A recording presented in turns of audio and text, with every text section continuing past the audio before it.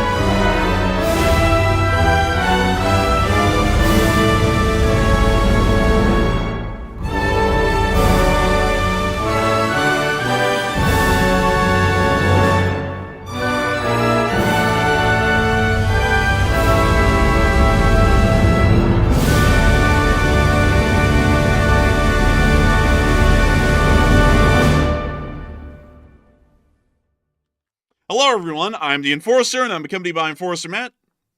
And good evening, folks. It's Enforcer Matt, and welcome back today at 1309 of the War News stream. And today we have very big news that Denmark has spotted drones invading the airspace of military bases housing F-35 and F-16 fighter jets. We've also seen that Russia's declared an emergency at a Black Sea port, and the economic crisis is worsening in Russia. And we have breaking news happening right this second. There's a possible airspace breach near Alaska right now by some unknown fighter aircraft that's currently near the Alaska ADIZ. So we're currently monitoring that. It's good to see you all once again. And of course, we're going to be covering the past 24 hours of news from around the world, as we have been able to hear significant developments within Danish airspace, as multiple unidentified drones have swarmed the country, covering multiple military bases and secure sites, including international and regional airports within the entirety of the country. Danish Air Forces have been scrambled with 2 F-16s in the sky, last we heard, and we have been able to hear that significant airports throughout the entirety of the region of Jutland, and all the way down to the most southerly regions of Denmark near to the German border, have had their airspace closed, with Danish authorities announcing that when they get the opportunity or the chance, they are going to attempt and engage to shoot down and destroy these unidentified drones. At the same time, some officials inside of Estonia, Sweden, and Finland have stated that they believe that there is a shadow vessel that may have been involved in the operations in Danish airspace from several days ago. Outside of that, a German frigate in the area of the southern Baltic was actually buzzed by Russian aircraft just several days ago, with the Federal Republic of Germany announcing the incident today and stating that, much like any other situation, it is another provocation against NATO forces. The Russian Federation has suffered significant attacks at the hands of the Ukrainian naval and air forces today in the area of the Russian Don oblasts, or regions, and specifically along the coasts of the Black Sea, as we heard that Ukrainian naval and air drones attacked the port of Novorossiysk, and Ukrainian Magura-style drones attacked the port of Tuapse, both causing significant damage, although it appears that most air and naval drones drones were shot down in the attempt to make it to the Vostochny Rayon, which appears to be their key target inside the port of Novorossiysk. Thailand and Cambodia are also preparing for war after 4 Royal Cambodian Army forces, or soldiers, crossed the border into Thailand, engaging in a small firefight after their presence was noted by Thai Royal Army forces.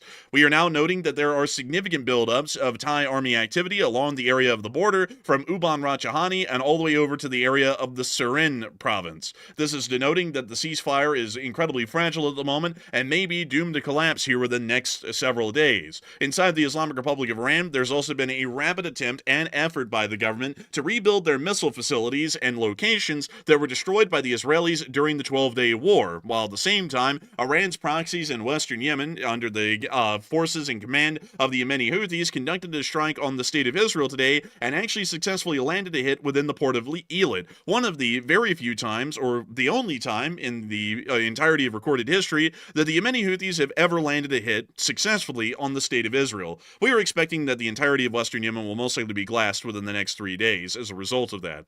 Outside of that, we have also been able to hear in the United States of America that the U.S. is continuing to increase its force posturing within Europe, with a wing of A-10 Warthogs taking off from Moody Air Force Base in Georgia today on their way to Europe, most likely to join the command of U.S. Army Africa and Europe, which is currently within the area, or generally the U.S. 8th, well, I believe it is the 8th Air Force, and we will make sure to check that on our force disposition map here in a moment. We have also been able to hear that the Ukrainian armed forces have held the line today while also hitting further Russian refineries, and the Russian economic situation is becoming incredibly untenable, and appears to be doomed to collapse here within a very short period of time. We have a massive load of news today, and we are also watching a breaking development at this moment, as we have been able to hear of U.S. Air Forces being scrambled just minutes ago out of the area of Anchorage and the Elmendorf Air Force Base on their way towards the area of the Western Air Defense Identification Zone in Alaska due to a supposed breach that has occurred within that area. We are going to be making sure to keep you all up to date on that breaking news development that happened while we were going live on air, and we're also going to be covering all of the major news that's been unfolding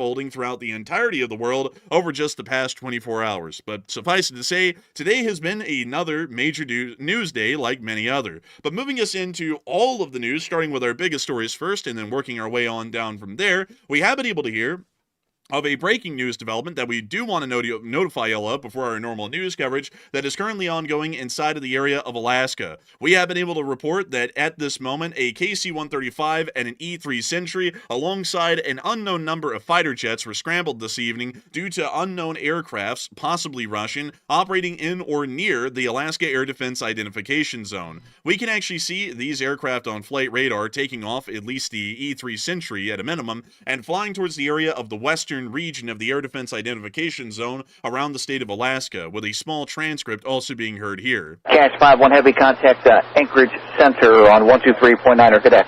123.9er, Cash 5-1. That appears to be a transmission between air traffic control and that of the pilots of the E-3 Sentry as they were flying westbound towards the area of the coast of Alaska near to the Bering Strait. We, at this moment, are unclear as to the situation that is currently unfolding within the area, but we can clearly state without a doubt that U.S. Air Forces have been scrambled in the area to respond to some sort of an attempted airspace incursion that is currently happening in this area at this time. We will be trying to get more news and information at this moment, and we actually have been able to find some right now. All right, so right now I'm looking at Flight Radar 24 to see what the airspace around Alaska looks like. Right now I am seeing an interesting flight in the air right now. It appears there is a Lockheed Martin HC-130J Combat King 2 in the air. It looks like it's circling around, I believe it's Anchorage. I'm trying to double check that real quick. Let's see here. It's right off the coast of Alaska. Unfortunately, I think you're going to have to take a look at this one and see the exact location on Flight Radar to show people where this is. It looks like it's running some type of holding pattern above an airport off the coast of Alaska. I'm not sure if it's related, but it seems to be in the air at the exact same time we're hearing about this possible airspace incursion right near Alaska. So we might want to take a look. And let's see if we can, without any ads playing in the process of showing this on air. So if I am not mistaken, you said it was near to an airport off of the coast of Alaska. It's King 98, by the way. King 98. So let me see if we can find that really quickly, and we actually have. This is the aircraft in its current position, which it appears to be conducting an orbit near to the region of Nome, Alaska, in something of a holding pattern at an altitude of roughly 20,000 feet, possibly conducting some form of command or control operations within the area. That is one aircraft that we can note at this moment is within the region, and we also might be able to find the E-3 Sentry, which may also be operating within the area as well, as we were able to note that and its presence on flight radar just a short moment ago, which it was the aircraft, and let me see if I can find it here really quickly, and it actually doesn't say here on the screen. This does appear to be a flight radar overlay, but unfortunately I cannot find that aircraft here on my flight radar presentation at the moment. We can find this UPS 747, but that does not appear to fit the description of the aircraft that we are looking for at the moment, at least in the terms of the A3 Sentry, which apparently is also flying into the area at this time. However, it is quite clear that there is some sort of an airspace incursion happening, possibly around the area of Nome, Alaska, near to the Air Defense Identification Zone, and U.S. Air Force assets are being scrambled and heading to the area as fast as possible to be able to try and respond to the incursion. We'll be trying to get you all more breaking news updates on that as we are continuing to cover the news live on air. But getting back to our major news coverage that we do have for the day, we have also been able to report on another major air incursion from an unknown source, wink wink nudge nudge, that has happened in the area around Denmark today. Moving us on into that major news, which is one of the most severe air incursions that we've seen so far inside of the entirety of the NATO alliance. We have been able to hear that just hours ago, the airport around the city of Aalborg, if that is being pronounced correctly, was closed, at least initially, because of a, quote, drone flying over the airfield. We were actually able to get a video instantaneously of one of these drones, which we could see right there, clearly demarked with its navigational lights as it was zooming right over the airport. Danish authorities immediately began to respond and close the airport instantaneously as soon as these drones were spotted over the area. Danish police began to arrive on scene, and Danish helicopters began to patrol the surrounding countryside around the Jutland region, attempting to look for these drones that were flying over this area. Not long after, we were able to hear that there was an even larger development as multiples of these drones, swarms of them as a matter of fact, began to blanket the entirety of the nation of Denmark. And we were able to hear that South Jutland police confirmed that drones have been detected over Esbjerg and Sonderborg airports, with the fighter wing Skirtstrup Air Base also being affected by this drone incursion as well. Danish F-16s were scrambled and took to the skies to try and respond to the ongoing drone incursion, as Danish police and armed forces on the ground continue to try and find out what exactly this was. They did state that they are clearly not a commercial drone, as commercial drones, according to the Danish police, are easy to track and would be identifiable, and would also be subjected to significant penalties due to the fact that these drones are not operating with their transponders on or any sort of identifying information to be able to identify what they were. We also were able to hear that Danish authorities are going to neutralize the unidentified drones only if a concrete assessment of the situation, available resources, and the judgment of local operational leadership determines that it can be done safely. Authorities are also simultaneously investigating the additional sightings over Esbjerg and Sonderborg. Assessment and verification operators remain ongoing. That statement was then further corroborated by the Danish police, who did once again state that they will be shooting down the drones if they get a chance to be able to do such a thing. And Danish authorities have also stated that a state of emergency may be raised in the nation of Denmark, according to the National Police Commissioner. At the moment, we have not heard of a state of emergency being declared. That statement by the National Police Commissioner was made approximately 2 hours ago at this time. We have been able to confirm, however, that the Aalborg Lufthaven, which is the airport directly out of the city, is going to be closed for several more hours until 6 a.m. local time, which will be about several hours from this point that we're live on air, about 2 hours and 40 more minutes before the airport is opened. We have been able to hear that these drones are continuing to permeate Danish airspace at this moment, and it does appear that this situation is one that is quite interesting. We were able to see that several days ago, some drones, once again, much like this similar instance, flew over the area of the Copenhagen International Airport, also flying over the cities of Malmö and Helsingborg in Sweden, and then not long after that, we were also able to hear of additional drone incursions around the Oslo International Airport. We are not sure if those were the same drones from the Copenhagen International Airport that flew north and into Oslo, or whether those were two completely separate instances happening near to the same amount of time. But those drones quickly dissipated, and Danish authorities deemed the act to be an attack and later stated that they believed that the drones were launched by a ship within their coasts or near to their coastline. A lot of people are talking about the current developments that have been going on within the area, and also wondering, why in the world have they not shot down these drones? We have still not heard of any reports at this moment of Danish authorities shooting down any of these drones that are currently still, from what we understand, are inside of Danish airspace at this moment. And Matthew, what are people thinking about that situation, and what are you thinking about it as well? All right, so this is a pretty serious event right here because it sounds like multiple different locations, about 4 different airports and air bases were actually invaded by these drones yet again, just shortly after we saw the invasion of drones just a couple days back. So it seems like Denmark is at the front lines right now for some type of aggression by some foreign power. Me personally, I believe it's Russia, but there's no concrete evidence of Russia at the moment. But I think, with the proximity of Russia being so close to Denmark, I think that might be pretty obvious what's going on here. But why has there been no shoot down? Because these drones were spotted above air bases housing F-35s and F-16 fighter jets, and obviously that's extremely sensitive. So to let the drones hover over these air bases seems a little bit odd. So why are the Danish not shooting them down? At least we haven't heard yet they've shot anything down. So 31% said there was no safe area to do so, while 29% said Denmark got scared again, and 26% said it seems like an identification issue. And I'll be honest, not really sure why Denmark has not shot these things down, because the U.S. president said himself the other day at a meeting, he told the NATO partners to shoot down Russian drones or aircraft if they come into NATO airspace. So the U.S. gave their blessing to do that. So why Denmark's not shooting this stuff down, I'm not really sure if it's a safety issue. It sounds to me like it's more about they got scared or chicken again, and they might have decided to hold off and just wait and see what the drones are going to do, which in my opinion is a big mistake, because whoever's launching these drones is going to encourage them to do it again if they don't start shooting these things down. So in my opinion, it seems like a bit of a failing, and I would say I'm on the 29%. My hunch is that Denmark got scared again. But also, real quick, Enforcer, can you go to our likes tab on our Twitter page and pull up the map that is put under our likes tab real quick? I want to show people this real quick so you can see just how diversified these are. And right here you can see on this map, here it is on the screen right now.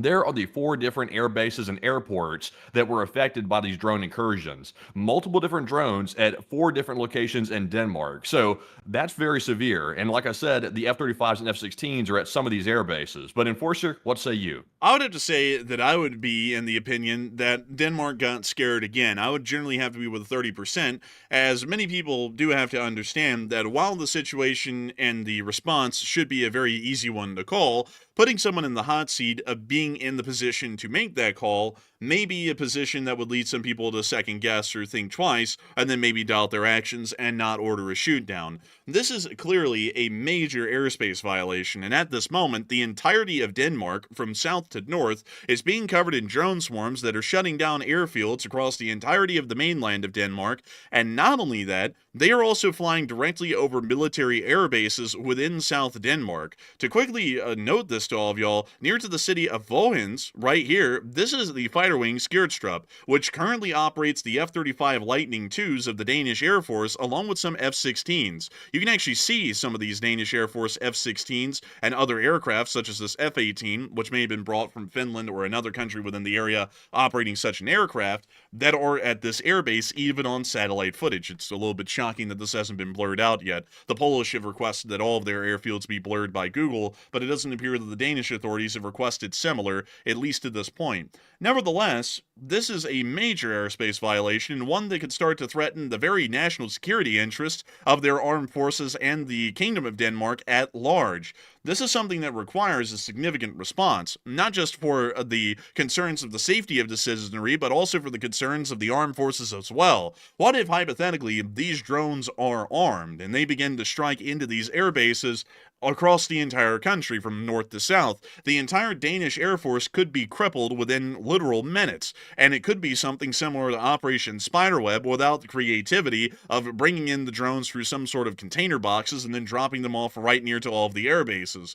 This is something that is clearly a major national security risk, and while the security and safety of the citizenry is something to be seriously considered, the safety and security of the Kingdom of Denmark is also something that should take paramount precedence, considering that without the Kingdom of Denmark existing, the safety of the citizens of the Kingdom of Denmark cannot be ensured because there's no government or state to ensure the safety of the citizenry from any sort of a threat such as this. So I would have to generally say that I believe that the Danish are getting a little bit scared and getting cold feet. And to that, I would have to say it's entirely understandable. I'm sure that many leaders are getting cold feet on actually having to make these somewhat tougher calls. But at this moment, what actual response are we supposed to make? For all we know, as far as the Danish authorities are concerned, although I'd have to be honest with you all, they have a very clearer picture of what's going on right now, we don't know whose drones these are. I would have to say that in my opinion, these are most likely, if not almost obviously, Russian drones. We have been able to see similar incursions conducted into Poland and Romania recently that were quite literally Russian drones, and Russian airspace violations have not been unheard of, especially around the areas of Estonia and all of the Baltic states elsewhere, either with manned or unmanned aircraft, such as the form of drones. It is wildly obvious at this point that we should shoot these drones down to send a message to whoever's flying these drones, which is most likely, if not undoubtedly, the Russian Federation, and to show them that these sorts of drone incursions that are violating national airspace and the national sovereignty of NATO states, and also interrupting economic activities, trying to cause significant damage, most likely to the tune of tens of millions over the course of this night in Denmark, will not be allowed or tolerated by the NATO alliance or the Kingdom of Denmark at large. And the Kingdom of Denmark hopefully will be able to count on the full and unconditional support of their allies in the North Atlantic Treaty Organization, including that of the United States of America. And the answer is clear. Whoever's drones these are, they are continuing to cause disruptions and damage to our military alliance and also to the economic security of the nations in our military alliance, and the answer should be obvious. These drones must be shot down without further delay, and any damages to buildings or any harm to citizenry should be dealt with by the Danish government after the fact, but on the mere principle of the matter, these drones should be shot down instantaneously one-sided, once the ability is there, of course. But we've been able to hear of more drone incursions outside of this ongoing Danish drone incursion inside of the area of the Baltics. Just to make it a little bit clear what's been going on in this area, we were able to hear today that the Spanish Defense Minister's aircraft, an A330 of the Spanish Ministry of Defense, was actually GPS jammed while flying near Kaliningrad, quite clearly by Russian electronic warfare forces that are within the area. This is something that has been dealt with quite commonly by European aircraft transiting through the area, including the European Union Commissioner's Ursula von der Leyen's aircraft, which also suffered similar GPS jamming while flying near to the Kaliningrad area several days ago. It's quite obvious at this point that the Russian Federation is conducting any and every action that they can to continue to try and cause great harm or damage to our military alliance and our governmental officials who operate within our alliance for the best safety and safekeeping of our nations, our spheres, and the alliance as a whole. Not only that, but the Federal Republic of Germany today reluctantly announced a grave escalation, one of which we've very rarely been able to hear of inside the southern Baltics, as we were able to hear that a frigate within the region was buzzed by a Russian aircraft. According to what we understand, the Sachsen-class frigate, the Hamburg, which you can actually see in this picture right here, was taking a part in NATO's Neptune Series 2025-3 exercises in the Baltic and was reportedly buzzed last Friday and Saturday by a low-flying Russian surveillance aircraft, highly likely an IL-20M Coot. The plane passed less than several hundred feet above the ship's deck and ignored multiple radio calls from the German Navy. Not only that, we were able to hear a little bit of additional information about this incident, and it appears that the aircraft flew less than 100 meters above the frigate last Friday and Saturday, meaning that the aircraft was so close you would physically be able to see with the naked eye the identification markings and the warning labels on the wings and fuselage of the aircraft because of how close it was. And if you got a pretty good view of the aircraft, you could probably even see the pilots' heads in the cockpit as they flew over. That's how close the aircraft was to the Hamburg. This is a fairly serious sort of a situation that we're continuing to see unfolding inside of the southern Baltic and throughout the entirety of Eastern Europe, as it appears that the Russian Federation is quite clearly and obviously conducting acts of unsolicited aggression against the NATO alliance, and we are seeing practically little to no response and even hesitancy on the part of the Federal Republic of Germany's government to even release information to the public about what kind of provocative actions the Russian Federation's armed forces are conducting against NATO forces within the area. We have also been able to hear that Finnish authorities believe that they have found a vessel suspect of possibly conducting the drone incursions around the area of Denmark, allegedly, at least according to Finnish authorities. A Finnish drone, according to information we've been able to get today, is currently keeping a very close eye on the Russian-flagged vessel Astral 1. The vessel is suspected to be involved in drone flights over Danish territory earlier this week, and tonight, more drones were once again reported over Danish airports, with this vessel now being off of the northwestern coast of the nation of Estonia, somewhere near to the island of Hiiumaa, which is directly over here to the northwest part of the nation. It is a fairly serious situation, at least at the moment, that is currently transpiring within this area, and it does appear that many people have been talking about this development at the moment, and also a lot of people are putting in their thoughts and concerns, at least at the moment, about the Russian aircraft that buzzed the German frigate Hamburg within the southern Baltic. And Matthew, what are people thinking about that current incident, and what are you thinking about it as well?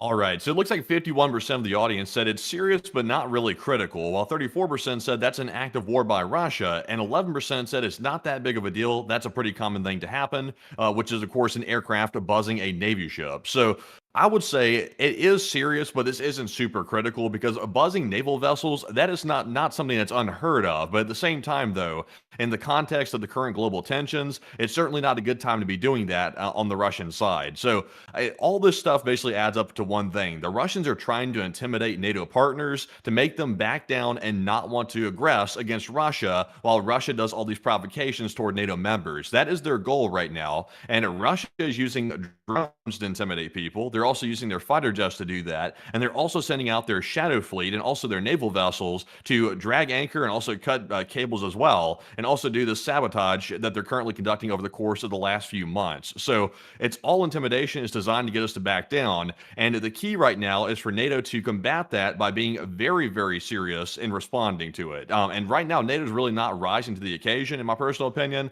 They're still not doing it. Today, Denmark had the perfect opportunity to shoot down these drones. At least one of those drones that were over their airspace could have been shot down to make a point or at least make a message to Russia if that's who's behind it. But apparently they chose not to do so, at least according to what we've heard right now. And considering these things were flying over a base housing F-35s and the drone could have attacked those fighter jets, then that was, in my opinion, incompetence for them not to shoot it down. So no idea why they're not doing that. And also, Russia buzzing Navy ships is not a good thing either. So I'm with the 50%. But Enforcer, what say you? I would have to say that, in my honest opinion, it's a serious situation, but it's not critical. I would have to be with the 50%. An active war by the Russian Federation would involve an armed attack on this vessel, which did not happen. Buzzing ships at sea is something that's been commonly done, generally since aircraft have existed, and it's nothing that is a necessity for the outbreak of war in a response to it, but it is quite a serious provocation and is once again attempting to try and provoke or elicit a response by our armed forces within the southern Baltic at the moment. So I would have to say that while it is serious, I do not believe that it requires a response of the complete outbreak of war, and I do believe that there should be warnings issued to the Russian Air Force that further such attempts to buzz our vessels within the southern Baltic, whether they be those of the Federal Republic of Germany or any other seafaring force that is within the southern Baltic, will be ordered once the aircraft enters a specific range, set range from that vessel, to open fire and shoot the aircraft down, generally giving the Russians a clear warning, at least as much as we can, that any such attempts to provoke or threaten the safety of our vessels will be met with force if they continue to try and push the line, or at least cross it as much as they can. There has to be clear messages made, and considering that we're seeing that the Russian Federation is endlessly trying to provoke the West, we should make it as clear as we can on publicly available channels to the Russian Federation and the world that any such attempts will be responded to by opening fire on the aircraft if it starts to close in. Most likely, I would say a safe range would be less than a mile or 2 miles away from the vessel. That would be generally what I would say, and that means that Russian aircraft, of course, will still be able to operate under international law law, but they will not be able to get within a threatening distance of the vessel, generally from what I would believe would be safe. But outside of that, we have been able to hear...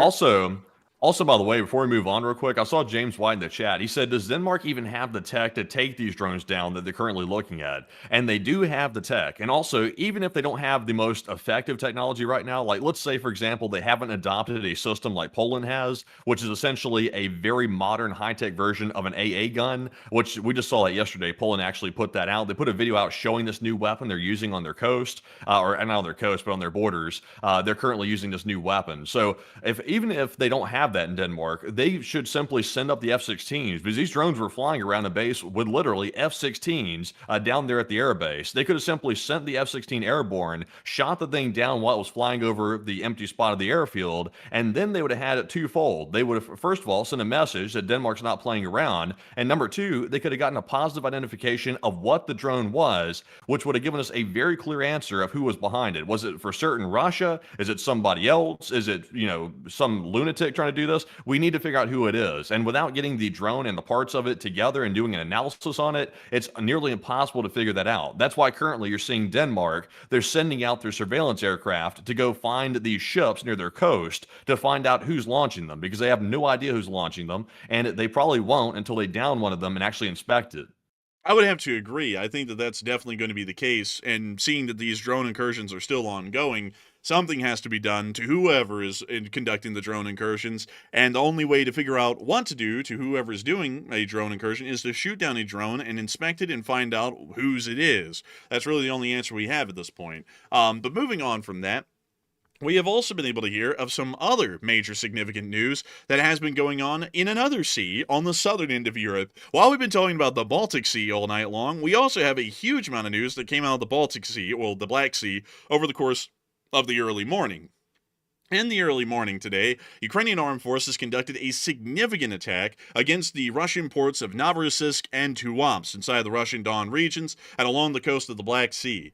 These attacks were absolutely insane, and I'll be honest with y'all, the attacks in Tuapse were akin to that of a James Bond film with how they unfolded. It was insane. People were sitting around watching this attack happening in the port as the Ukrainians were slamming into critical infrastructure and destroying it outright with the Magura naval drones. And so moving all into this area, once again, putting this out there, both of these ports were attacked simultaneously, and the attack at Novorossiysk generally appears to have failed. It appears that all naval and air drones were shot down before they were able to reach their targets in the Vostochny Raion, but we were able to confirm that most Ukrainian drones that entered the port of Tuapse hit their targets successfully and appear to have knocked them out. So moving all down into the port of Tuapse, we were able to see a large amount of clips, including that of the following. This was a clip that was taken not that much longer after the first two drones hit. But I want to start with this one, because this kind of lays the scene as to what was going on, or kind of the port itself during the midst of the attack. There are literal crowds out here, sitting here and just watching the Russians shoot at incoming Ukrainian drones, which are the enemy of the Russians, as they're hitting inside of the port. So take a look at this as the Russians try and put out this Magura, which is adrift in the middle of the port.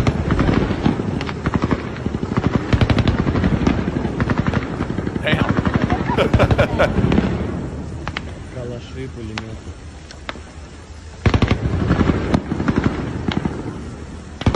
I got to give a huge shout out They to are unleashing, man. Good Lord, man. They are unleashing everything they got. Like, they know they can't aim. They're just firing everything. I got to give a huge shout out to the Russian naval gunnery schools. They apparently teach you to shoot at everything but the target. I think that Russian gunnery schools have to be worse than the schools that the Imperial Stormtroopers went to in Star Wars. Because if you note, all of the heavy caliber rounds that are hitting around that boat have not hit the boat. Like, let me mute the clip so that way y'all can really take a look at that. Okay, so here's the first burst. Everywhere but the boat. Like, to the right, to the left, not on the boat. The next burst that you'll see here on film, this is the second one, all lands to the far left of the boat. Then, the next burst after that from the heavy machine gun, all lands, believe it or not, to the right of the boat. So at this point, they fired 3 bursts, and all 3 of them have missed in literally every single way but hitting the boat itself. Then, the 4th burst, which you'll see here right before the clip rounds out, all hit to the extreme far right. So this guy saw that he landed his rounds to the right, so he adjusted by turning the gun more to the right, and then opened up another burst.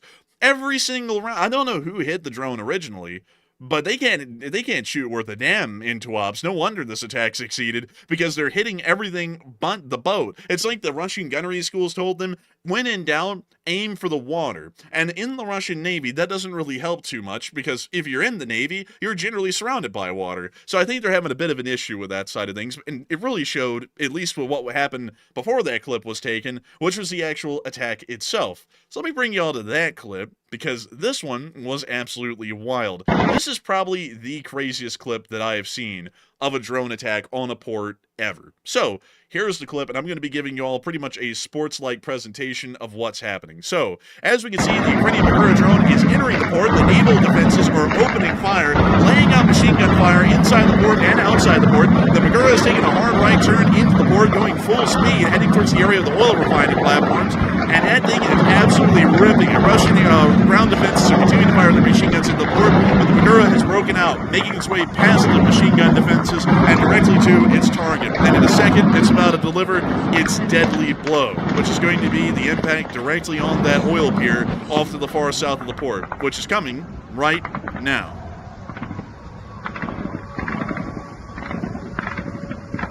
And there it is. The first Magura hit. And the sirens wail. The crowd goes wild. You know, I think the sirens are a little bit too late, I think, because it's like they went off after the explosion happened. I thought the whole point was to warn people. I think the drones beat the sirens a little bit. I don't think they turned on the sirens quick enough. They turned them on right when it hit the pier, so I don't really think it helped anyone too much.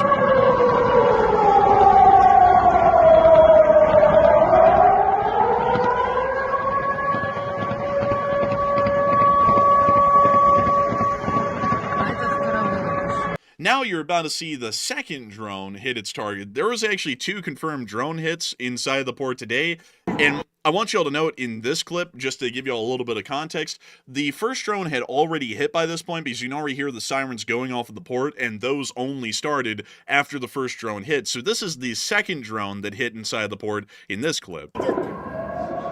And here it comes, right into the pier. Wha-bam! Oh my god, right here. Oh wow. Хуя себе, блядь. Вот это въебало. Отлично. Слава Man, that Богу, explosion что right там. there was so bad that they brought back the prehistoric birds from old times of like the old ages and stuff. I heard like a pterodactyl in the background, like when that thing went off. Man, they brought out Turu, the pterodactyl. Man, that thing was going. Bro, that thing got woke up from its like prehistoric sleep.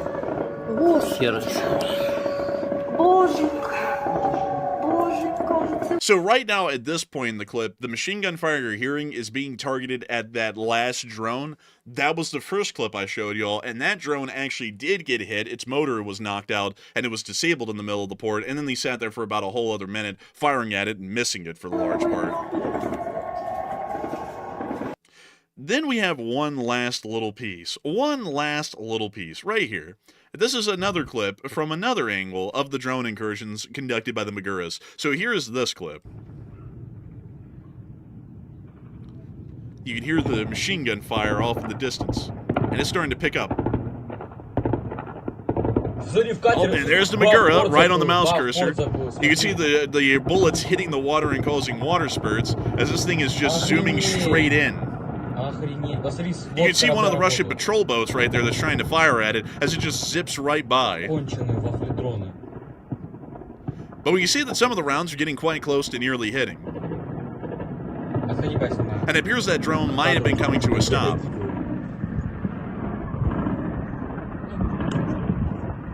And we can't really see the drone anymore. Actually, it appears to be right there.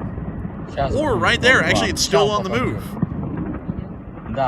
Oh, it's actually still on the move. It still has propulsion.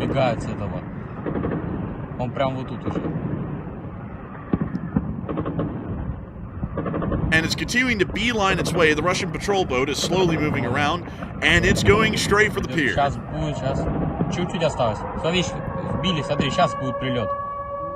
And here comes the impact. Пошел, все, прилет. Бах! Да, все, нет, он попал. And so it appears the Tuapse port was hit pretty badly, and a lot of y'all are probably wondering what exactly was hit inside of the port of Tuapse. And it is a great one, actually. Tuapse is one of the few ports that actually can still export Russian crude, and they were hitting this specific pier right here. And we also heard that they were hitting this pier as well. Although we were never able to see raw video evidence showing this pier getting hit, we can confirm that this one was hit multiple times by at least 3 Maguras separately. This is a fairly major hit for the Russian Federation. It does mean they will not be able to transport crude oil out of the port of Tuapse any longer, and their availability or options for being able to transport crude are starting to get cut pretty slim. The ports of Ust-Luga and Primorsk inside of the Gulf of Finland have both been knocked out. And the port of Tuapse, now also being knocked out as well, leaves a very small amount of ports. I believe there's only about one left, which is Novorossiysk itself, that has an ability to transport any form of crude oil, or any fuel for that matter, out of the Russian Federation and to its allies to keep helping the ailing Russian economy from not going into a complete collapse sooner. A lot of people are actually talking about these Russian drone incursions these Ukrainian drone incursions into the ports like Tuapse, and before we get on into the Novorossiysk attack, which is a whole other story and a whole other animal unto itself, I do want to ask y'all, what are y'all thinking about these little drone attacks the Ukrainians are pulling off these days that seem to be practically unstoppable, at least for the Russians? And what are you thinking about it as well, Matthew? All right, so right now we did see there that massive attack on the Black Sea ports using sea and air drones. We did see the damage. I believe it was in Tuapse we saw the damage. And what are your thoughts about that? And about 42% said there's nothing that Russia can really do about that attack. It's pretty much just what it is. While 32% said Russia's probably going to try to relocate the fleet yet again. And 19% said Russia's going to try to bolster their air defense measures. Now, air defense, they are running low on. So I really doubt they can bolster that. They pretty much have what they have right now, and it's going to stay that way. Now, relocating the fleet, that's really not an option either, because they actually just got done relocating the fleet from Crimea, and they moved it down to Novorossiysk to get that away from the Ukrainian attack drones. But it turns out the Ukrainians lengthened the range of the attack drones, so now they can reach all the way down to the areas of Russia where they moved these ships. So it turns out that relocation didn't really help that much. So there's really nowhere else for these Russian ships to go. They have to kind of stay where they are now. It's as far as ways they can get, and now they're not immune from the drone attacks because Ukraine got much better at building drones. So I'm with the 42%. Nothing Russia can really do except sit back and smell the bankruptcy. But Enforcer, what would say you? I would have to say that I'd have to be with the 42%. There really isn't much that they can do at all, honestly. There's not really a lot left. They are practically spent at this point, economically and militarily. This is about the best defense that Russia can muster in most ports. So for that reason, there's not really a lot to be done. So I'd simply have to be with the 42%. This is what it's going to look like for Russia until the war ends. Oh, by the way, speaking of the war ending, at least for the Vostochny Rayon, the Black Sea Fleet has already seen the end of the war. Let me go show y'all what that's looking like right now on satellite footage. This is the last Google Maps satellite picture taken of the Vostochny Rayon. And look around. There are a lot of interesting little ships here.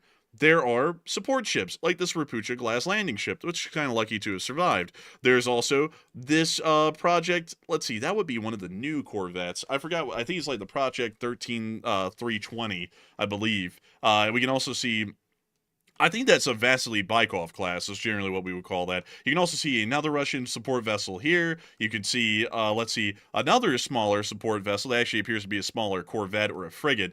You can also see one of those, I forgot what this thing is called, but it is one of their faster vessels. It's like a catamaran of a sort. These things can actually get up to some fairly high speeds, and is a specialized anti-ship vessel. They also have another corvette of a type that we can see there, a Kilo-class submarine, several kilos. Pretty much the entirety of the Black Sea Fleet is in the Vostochny Rayon, but I'm going to break from this really quickly before we get into this story, as we actually have another update coming out of Alaska. All right, so everybody's asking for an update about the situation over Alaska right now. I'll be honest, it looks like whatever was occurring has likely died down. We're still seeing that King 98, which is the C-130 Combat, is still in the air. It's currently circling in a pattern around Rome, Alaska, and it appears to be on patrol, but I'm not really sure what it's doing.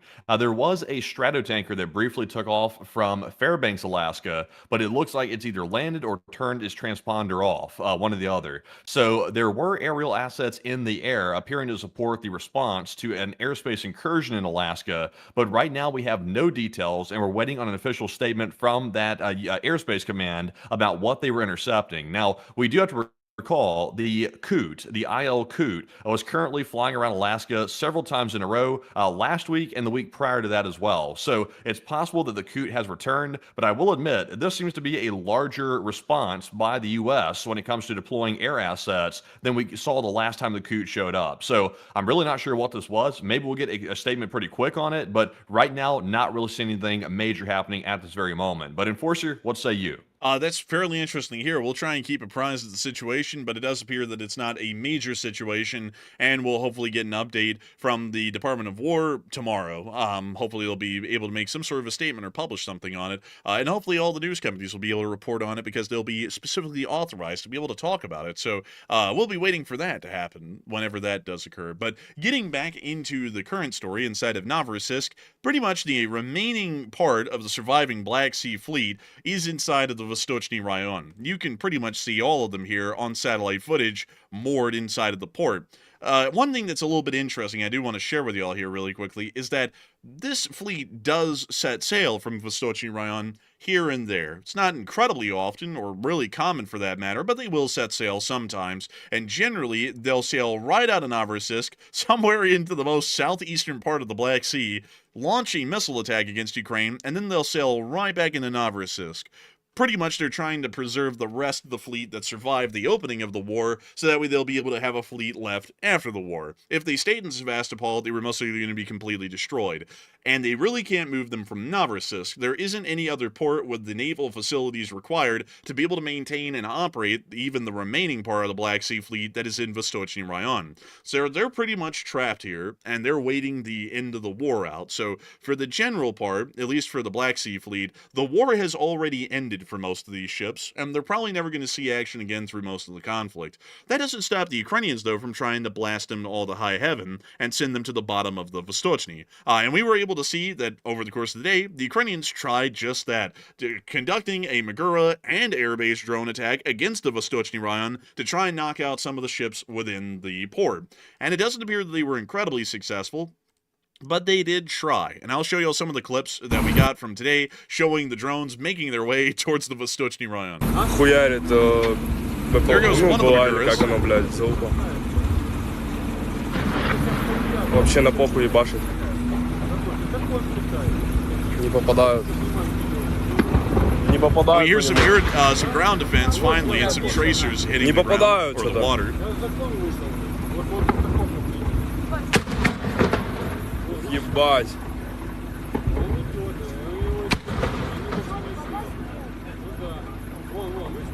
Well, you see the bullets still skipping over the water. Not really a lot of the audio. Он на них ебашит. Попасть не могут, ебануться. And that clip ended. But moving into another clip that we got out of the port, we were also able to see that one of the Maguras actually ended up catching on fire literally right outside of the Rayon. If y'all are wondering where this is actually on this side, right about here near to this breakwater. That's where that drone had ended up drifting and catching on fire. You can literally see some of the Vasily Baikov class corvettes on the other side of the breakwater just sitting there. This thing burned for a little bit. We understand that it eventually exploded and sank right outside of the Vostochny, but unfortunately did not cause any damage. You can also see some of the air attack, which also was shot down, that landed inside of Novorossiysk to better or worse effects. We'll get to that in a second. Maybe this is something that was on the Danish mind today when they were thinking about shooting down those incoming drones, or the drones that are flying over Denmark right now. We also got to see another clip of Novorossiysk burning in the distance, the city itself, and that brings us to that part of the story, at least to some degree. Also, by the way, here's an explosion of one of those Maguras inside the port. And there it goes. They actually did successfully hit that one. Dang. That is crazy. That's got a lot of firepower on there to create a wave like that. Yeah, from what I understand, it's a 500-kilogram bomb that's inside of these Maguras, so it's about 1,000 pounds. So it's a pretty heavy bomb. Yeah, that's a doozy right there. I can see why it's blowing holes in ships, then. Man, that thing's a big boy. That thing is big. But outside of the naval drone attack that happened in the port, there was also a simultaneous air attack that happened in the port.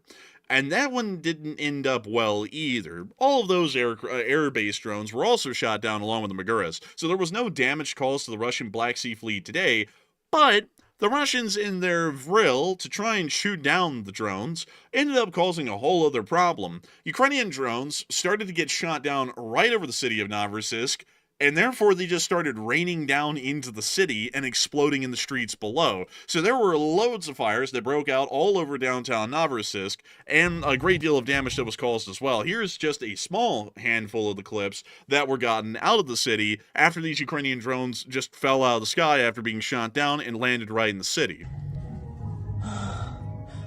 You can see the windows blown out. Мамочка. The sound of eerie Russian music playing in the background as the chorus burns in the street. I'm not gonna lie, this filmer is kind of getting a little bit too much into this. I think they might be, a little bit of a fan of the arson, a little bit. We also saw another clip of it. Смотри, что там. Вон оно.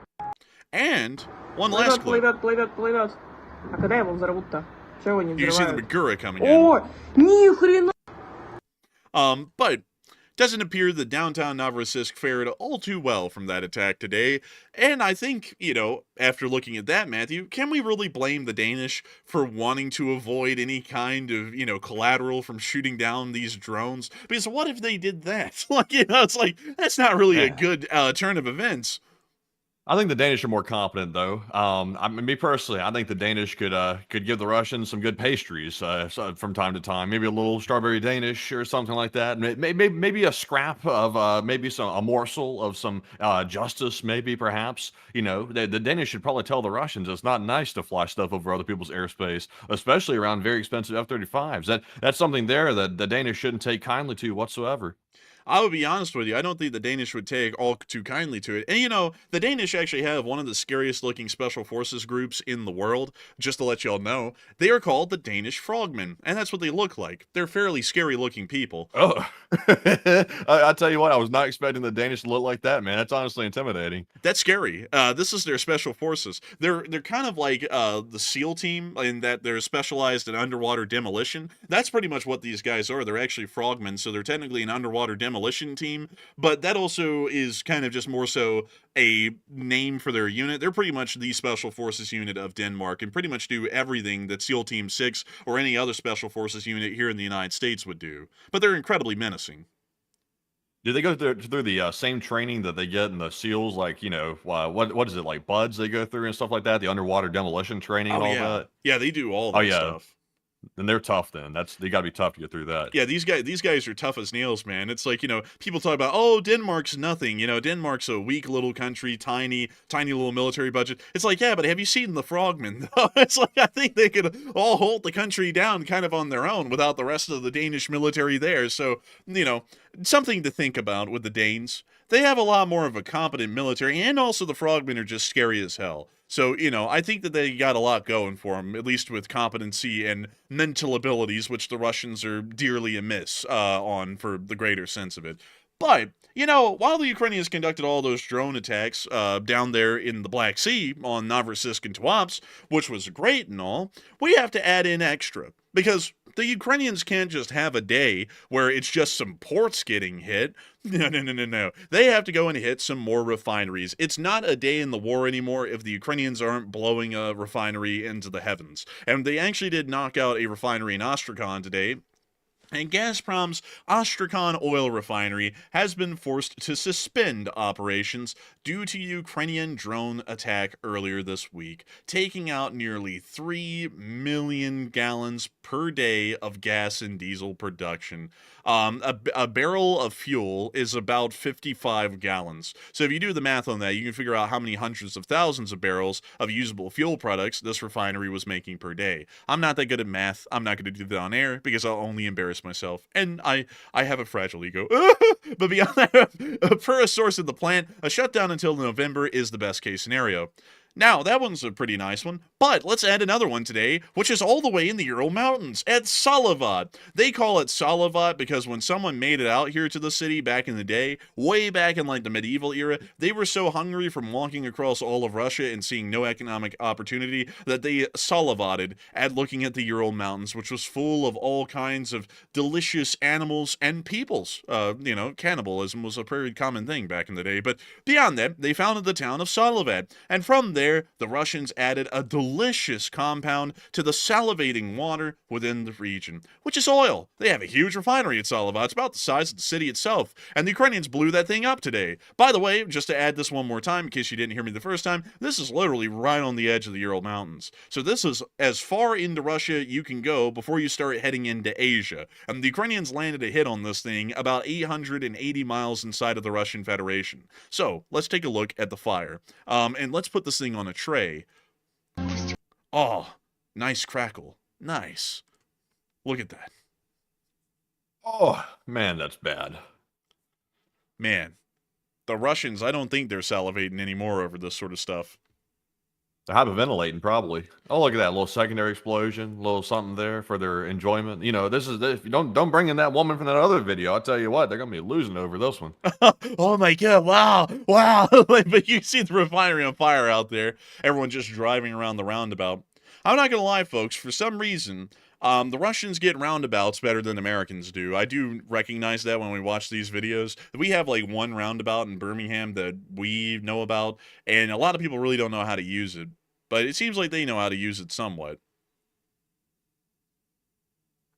But the fire is still burning in the background. That's kind of the more important part of this clip. Honestly, that's a chaotic roundabout. It's like they don't have any lanes or anything, and it's just like a free-for-all. Well, it's a lot like Russia itself. It's a representative of the society. It's supposed to have a symbolic representation to it. Also, take a look at this.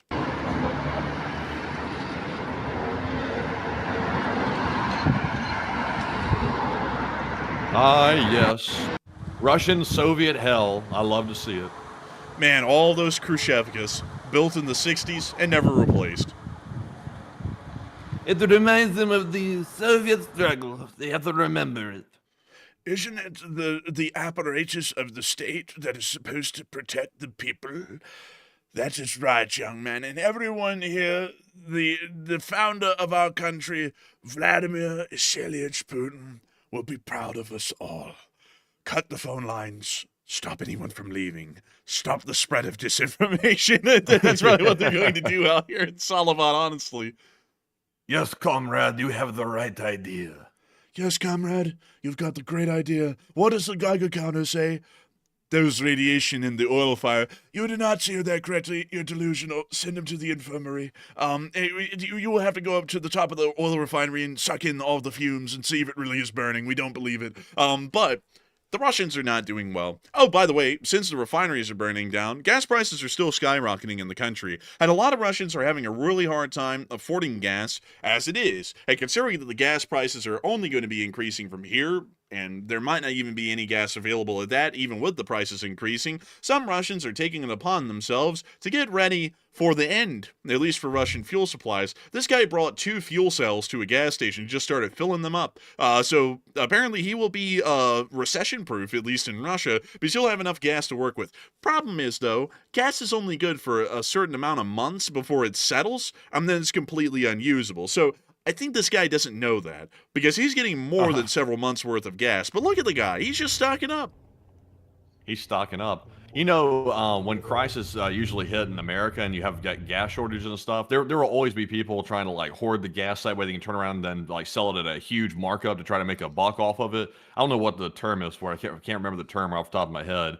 But I don't know if this guy's doing that or is he actually hoarding it for himself? I think he's probably hoarding it for resale or himself, but this is, it's not going to turn out well. like that ain't going to turn out well. And apparently the Russians are losing faith in their economy so badly, or people are doing so badly in Russia, that they're decreasing the credit card limits. in the country. Now, this is actually a big one, and I'll explain why this is a big one. I actually explained it in my video earlier today, and I got to thank all of y'all so much for watching it. That video has actually gotten 150,000 views so far, and it's going strong, so I got to thank you all for enjoying that so far. But we were able to hear that the Russian banks are beginning to reset credit card limits, and they're also dropping them down. So here is what's going on right now as a result of this. A lot of Russians are finding themselves in economically dire straits. They're losing their jobs, or things are becoming so unaffordable, even with their current job, they can't pay for it. So a lot of Russians are going to start using their last resort economically, which is going to be their credit cards. And they're going to start racking up a massive amount of credit card debt with absolutely no hopes of paying it off. They're really just trying to delay the inevitable. Once that credit card debt comes around to having to be paid off, these people are not going to be able to pay off this credit card debt, meaning that these banks will have to come and try and collect on it. These people aren't going to have enough income to be able to pay it off, and they're also probably not going to have enough assets to be able to pay it off either, meaning that the bank will have to just take on that debt with absolutely no hope of the debtor paying it back off. And if millions start to do this to every single bank in Russia, it's going to bring the banks down, because they're going to be taking on huge amounts of debt, huge amounts of risk, with absolutely no way of shedding it off or even getting any of it back, because no one who took on this credit card debt can even pay it back or even try to pay it back. And that could start to lead these banks to collapse. So as a result of that threat, or really that risk that's coming around the corner, these major banks in Russia are beginning to reset credit card limits and even drop them without notice, so that way people can't start to rack up insanely massive amounts of credit card debt that they'll never have a hope of paying off. And that gives us an idea that the Russian economy must be doing horrendously right now for banks to start doing this. They're seeing the writing on the wall that a lot of people are going to have to start doing this as an economic last resort, and these banks do not want to be there to hold the tab when these people default on the credit card loans and have no chance of paying them off. So the economy is doing horrendously in Russia right now, and that is a very clear set example of such a thing. On top of that, while things have been going terribly in Russia, and it's, all writings on the wall, the smartest thing for the Russians to do would be to stop the escalations and end the conflict. They stated today that they have no interests in ending the war at all. Russia announced that it will continue with its war against Ukraine and has no interest in a peace deal. That came out today from the Russian spokesperson Dmitry Peskov, aka the Rat, and that is the case. It's always been the case. It's never not been the case. The Russians pulled along the U.S. administration hook, line, and sinker for 8 straight months, pretending like they'd ever want to achieve a peace, when that's really what they were thinking the whole time. And they just said it openly today because they know that there's no hope of reaching a peace at this point, or even fooling the current administration into a chance of a peace. So they just said it outright today. There was never an interest in a peace deal, and they have no interest in it currently, and they're going to keep the war going until Russia collapses or they start a third world war with NATO, whichever one comes first. That is absolutely crazy to see that they finally just admitted that outright for everyone to see. And so, folks, there is no way back for the President of the United States. For the people who said, well, I don't know, there might be a chance, but for the people who said that there was a chance for the president to do a 180, there isn't a chance anymore. They openly said today they're not considering a peace whatsoever, and they're just going to keep pressing forward with a war. And so, folks, we have a big question for y'all. With the panic spreading in Russia about the economic situation, what are y'all thinking about it? And what are you thinking about it as well, Matthew? All right, so mainly about the panic spreading about the gas shortage worsening, and also the civilians starting to hoard large quantities of gasoline, which is obviously going to hasten the gas shortage quite a bit. What are your thoughts? 50% said this is about to cause civil unrest in large numbers, while 29% said Russia will cope with a new normal, and 16% said that this will force Putin to act. And this is one thing right here that will get people stirred up. There's 2 things that'll do it. A bank crisis will stir people up because, of course, you don't mess with people's money. That sends people into a crazy lunatic fest. Also, if you mess with their gas, that'll send them into a tizzy as well, and cause them to go berserk. So I think this is going to cause people to panic, because that's the one thing that normal people do every single day is fill up their gas tank. Even in Russia, they go fill up their gas tank. Now, of course, they fill it up a lot less, but they still fill up their gas tank in a little bitty lotto. So I think they're going to panic about this. The moment they start seeing these long lines become the new normal, and then eventually, as we're seeing right now, the gas stations start shutting down, that's going to cause a lot of people to really start panicking because they need that gas to get to work. They need it to live, just like Americans need gas to live as well. So honestly, I'm with the 50%. I think this has the very big potential to cause civil unrest and also cause a ripple effect over to the banking industry. But Enforcer, what say you? I would have to ask, Matthew, what is civil about unrest? Civil? It's civilian unrest. It's just short for civilian.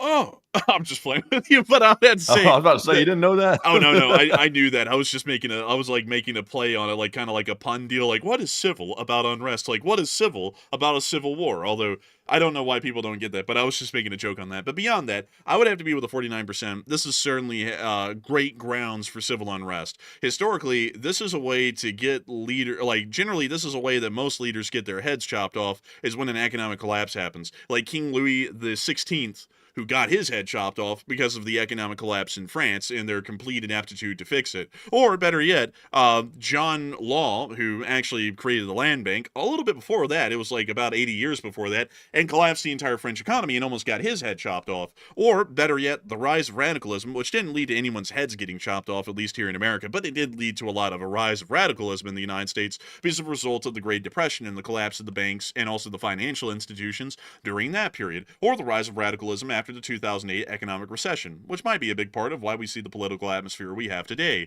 Or, for that example, the Great Depression in Germany, which led directly to the rise of the Mustache Man and all of his folks. Or, for example, the economic collapse of the Soviet Union in 1991, which led to the complete dissolution of the Soviet Union in about a single year. Or any other economic collapse. Pretty much all of them have resulted in something severe, and also a great deal of civil unrest. And I would have to say that this certainly has the grounds for such an action. With the banks clearly showing that everything's on the verge of collapse, and most people are about to lose everything, and also the fact that the Russian gas is about to cease to exist throughout most of the country entirely, and also the fact that the Russians economically simply cannot go on any longer, and everyone's saying that in Russia, this is all bound to come crashing down soon, and when it does, people are going to be enraged in Russia. Even if the government keeps them down, you can't keep people down who have lost everything because they have nothing to lose anymore to be beholden to any type of a system at all. And that means that it might become an unstable enough situation that some opportunistic people in the Russian military or the government may try and seize the chance to gain greater power and authority for themselves by attempting an overthrow of Vladimir Putin. That's generally something that is it has a pretty high chance of happening during a situation like this.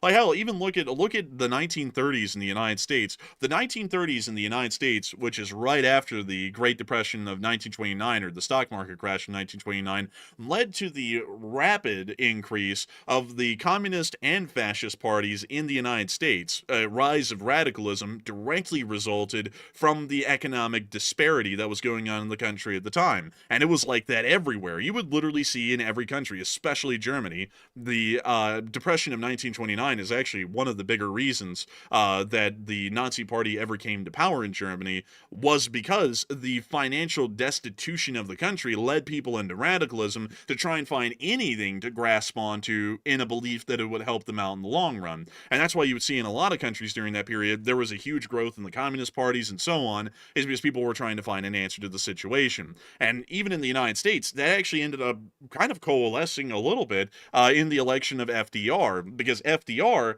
was what we call an American socialist, and a lot of his economic principles and policies were founded in a little bit of an inspiration of socialism. Not a heavy-handed part of socialism, but to a degree more so than ever seen before in the United States. And in other countries, you would see similar things taking hold. Like, for example, the United Kingdom, the Labour Party, which is socialist for the large part, quite truly is socialist, started to gain a lot of traction during that time. In France, the Communist Party exploded. In Germany, the Communist Party and the Nazi Party exploded in popularity during that time, and it was really kind of a toss-up towards the earlier part of the 1930s, who exactly was going to end up turning Germany into a dictatorship, the communists or the fascists. In Russia, a similar sort of a situation could happen, but considering that Putin is a fascist, for the larger part, an extreme hyper-nationalist leader, and also a dictator at that, so he pretty much fits the bill, that really means that there's only some different different camps that could pop up in his opposition. Another fascist group couldn't pop up. They're going to have to say that they're going to completely change the existing system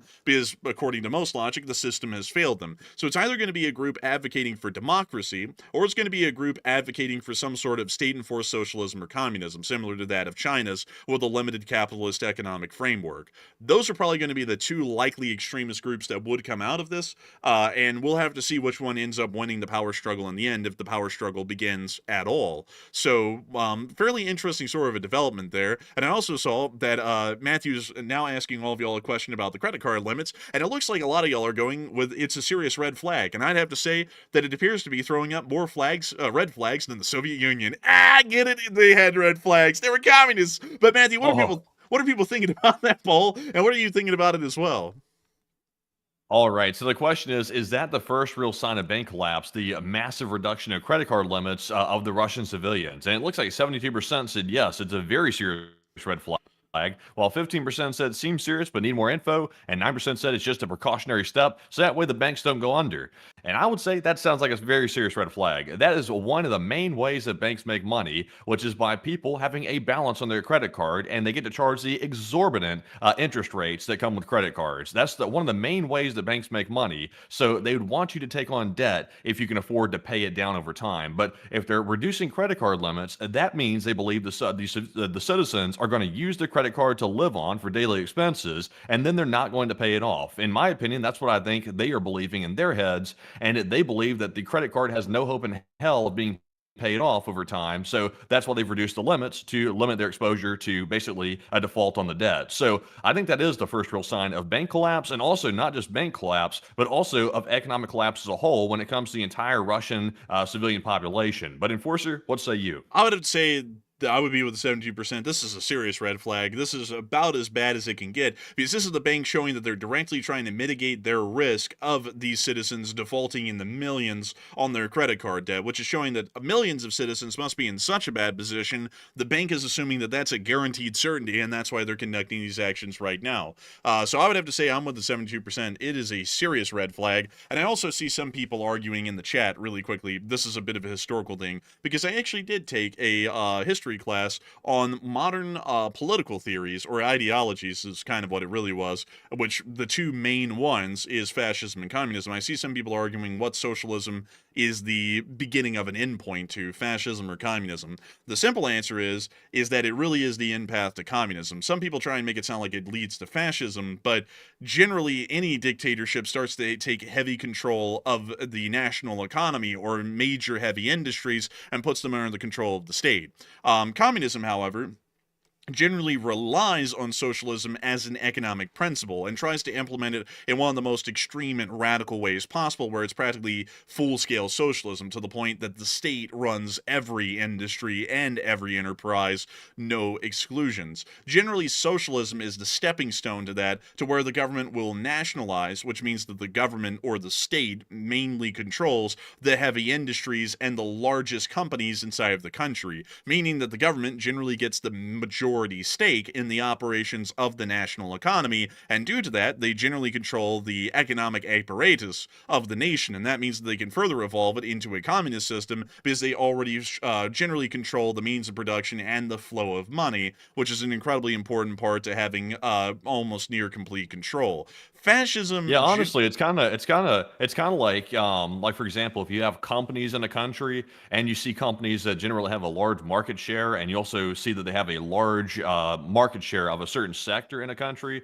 like let's say, silicon chips or computer chips or something like that, you'd want to start by taking about 10% of that and start to nationalize it. That might sort of lead you into a situation like that, maybe. That's just a hunch. I'm not sure if history shows that to be the case, but I'm sure it's in the history book somewhere. Yeah, and also to explain what fascism is, because fascism does use socialist economic principles, but only to a specific degree to meet a specific end. Fascism is an ultra-nationalist ideological concept, which generally means that is relegated entirely into far-right ideological thinking, because generally people who are right-leaning view the nation as an incredibly important sort of a concept. And generally, fascism takes that an extra step. The nation isn't just a nation anymore. The nation is a race. The nation is also the most superior thing on the planet, and everything must exist as an extension of the state because the state is the people, and those people are superior. That's generally one of the most basic tenets of fascist ideology. And so they'll implement socialism to a pretty decent degree, but they won't go all the way like communism will, because their socialist economic system only exists to ensure that major economic enterprises are controlled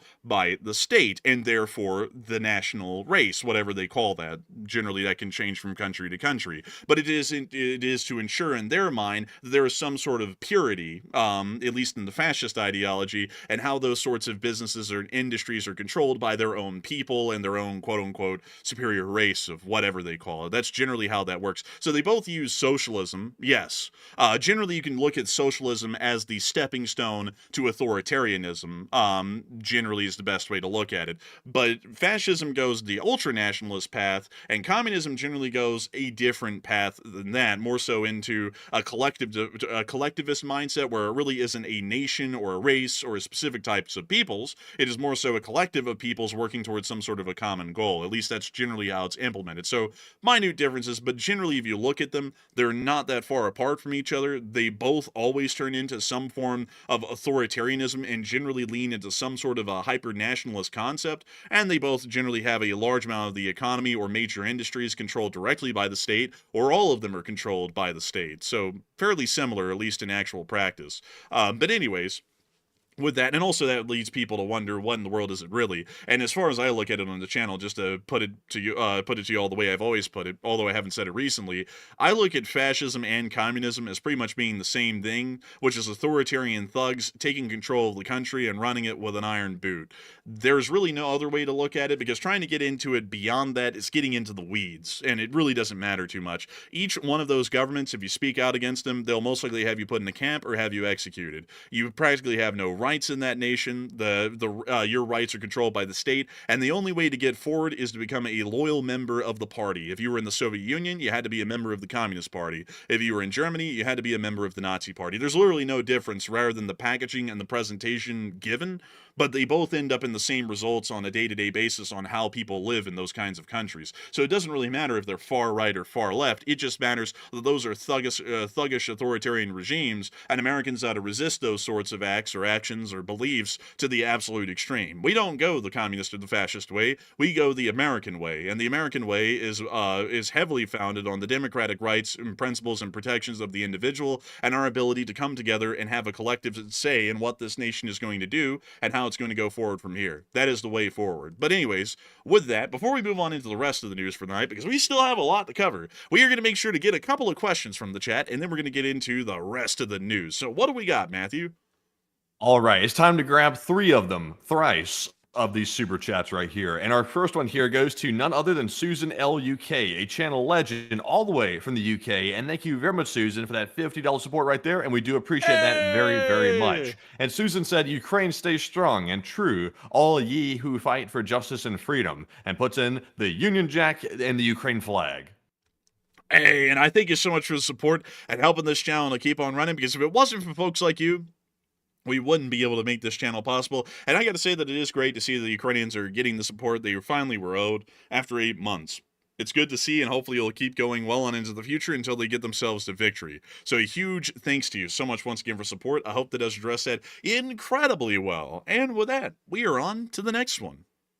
And our second one here goes to Hal Rose, another channel legend, and he puts in a $33 support, is a very trademark 33 right there. And thank you very much, Hal Rose, for that support yet again. He said, Enforcer Met, in view of the recent U.S. policy shift towards Ukraine, I again suggest that it be awarded the Sea of Azov and a patrol district in its eastern shore. And what say y'all? I would say that that wouldn't be that much out of the question. You can't really give over an entire sea to a nation, however, because considering that the Russians would still control the Don regions, they do have a legal right by UN international law and accepted treaty to territorial waters along that coastline. But generally, if Ukraine gets back Zaporizhia, Kherson, and Crimea, they will have by default control pretty much the entirety of the Sea of Azov as a part of their sovereign territory or a part of their sovereign seas directly off of their coast. So I would generally agree with that for the large part, but at the same time, international law would come into play, and the Russians would get the east coast of the Sea of Azov as a part of their territorial waters, and also probably also by extension an exclusive economic zone. But a big thanks to you so much once again. I hope that does address that incredibly well. And with that, we are on to the last question of the segment, and then we're going to be getting on into the rest of the news. All right, so moving on to our last one here. This one goes to Marion Demert, and thank you, Marion, as well, for being a channel legend and throwing in that $30 support. And Marion said, food for thought. Hey, thank you so much for the support, and thank you for the food for thought. We've actually been getting good food recently, healthy food, and it feels different. It feels very different, and I like it, honestly. I like eating healthier because we ate garbage for months, and now we're eating healthy again because we found a way through a Costco membership. So a huge thanks to you so much once again for support and helping this channel to keep running. I hope that does address that incredibly well, and a huge thanks to you so much once again for making this channel possible and helping it to keep on running. Also, by the way, I see a lot of people mentioning this over the night, and I find this a little bit wild, is that some people are talking about that whole Tylenol thing because a lot of people saw that Tylenol put out a comment on social media today saying that they never recommended Tylenol being used for pregnant women. And a lot of people found that to be a shock, and I was kind of a little shocked by that because it's literally in their warning label that's on the Tylenol. Like, you can see it right there. Like, these are all the different warning labels that they printed, and they always say that if you're pregnant or breastfeeding, to consult a physician on the use of Tylenol, which generally means that you shouldn't just be, popping Tylenols while you're pregnant. I don't know why that was a shock to a lot of people because they have that in their warning listed on their product, but it seems as though many people may have not read the warning labels, and so that was kind of shocking to a lot of people. So, a little bit weird. I was like, huh, like, I don't know. But beyond that, Is that the thing? Is that the thing? It's something like something bad. It can only good happen. Bad happen. Good happen. Something like that. Yeah, pretty much. That's like the disclaimer. I think it says right here. Let's see. Here we go. If pregnant or breastfeeding, ask a health professional before use. So pretty much telling you not to take it unless if you consult with a physician, and then that physician is going to tell you that it's probably not good to take it. So there was generally already a disclaimer there that you really weren't supposed to take it if you were pregnant. So if people were taking it, they weren't really following the warning label, and they should have consulted their physician. But that's something a little bit interesting with that. And like a lot of y'all probably heard the comments of the president. He was like, it's causing issues for pregnant women. At least that's what he alleges. But it's like, even if it was, you weren't supposed to take it, at least just, willy-nilly. If you were pregnant, you were supposed to consult a physician, and a physician was most likely going to tell you not to take it. So, a little bit of an interesting thing with that, how that shocked the world today, but it was on their warning label. Like, I'm sure many of y'all probably have Tylenol in your house. Go read the warning label. It's that exact one on the bottle, and that was put on there well before the president said anything that he said, and Tylenol made the statement they made today. I mean, it literally said that well before. You should always read the instruction label on the back of the bottle. It's there for a reason. They say, nothing bad can happen. It can only good happen. That's what they tell me. I'm hearing it. I'm hearing it all the time, but I can't really verify myself. So remember, nothing bad can happen. It can only good happen. Yeah, I would have to say, it's an interesting sort of thing, but I see a lot of people talking about it. It's a really contentious sort of a topic these days, but generally it's it's kind of just been known that you're supposed to take Tylenol kind of like sparingly. Like generally that's at least a running rule that we've always taken, is take Tylenol or Advil or any sort of a brand painkiller very sparingly, only when you have to. It's not candy. It's not anything you're supposed to be taking all the time. Man, I'm sparingly as hell with it. Like, honestly, like, I hate even taking one of them. I take below the dose they tell you to take, like on the bottle and stuff like that. I'm like, I remember like back in the day, a doctor saying only take that if you like really just need to. Like, don't just like go around popping those like candy or something like that. I was like, you don't have to tell me twice. I wasn't going to take medicine just to take it. I hate taking medication of any type, even if I need it. So I don't understand people that take that so freely, like any medication. Like, folks, let me share a word of advice with all of y'all. This is a word of advice Matthew and me have lived to the letter. Read every page of every contract that you ever signed to look for any clauses in them that might be suspicious, and look at every single warning and advisory label and read them before using or doing anything with any item. Generally, they have instructions on how to use those items if they have a warning label on them, which really helps out a lot. And they also tell you how not to use it, because bad things can happen if you use it wrongly. And also read every single page of a contract, because you never know if someone slipped in a clause within a 50-page long contract to try and screw you over. Read everything. Like, it doesn't hurt you to read. It doesn't hurt you at all. And as a matter of fact, it helps you. The reason why that stuff is written is to protect you, and that's why you need to read it. So I hope that's some information for the knowing out there who may need to know that. But read contracts and warning labels. They're very important. Also, by the way, I want to take a line here that's been recently said. I think Denmark really needs to hear this. Like, it's something that should have been said to Denmark probably a couple of days ago, but don't take it. Just don't take it. You don't have to take it. It's bad. Don't take it. Tell the Russians, I don't want it. You can take it back to where it came from. You're not sending it here. Take those drones back. We're not taking it. We're not taking it. Send those drones back. Sir, send them back. Also, I just saw someone say, oh, you're taking the president's lies and spreading them. I'm not spreading any lies. I'm just saying you need to read the warning labels. That's all I'm saying. I mean, if you read the warning label, it generally said go consult a medical professional before you take it if you're pregnant. I mean, that ought to be like a bit of a hint to people that it might not be good to take if you have to consult a medical professional when you're pregnant to see if you need to take it. It seems like there might be some risk inherent there just by default. Like, you know, people's brains ought to be clicking there a little bit as to why you probably wouldn't want to take it. Like, you know, just kind of like as a running sort of a thing with that. Like, it's a little bit weird to me how people think on these sorts of things. Like, you know, people back in the day used to think that you could smoke while pregnant.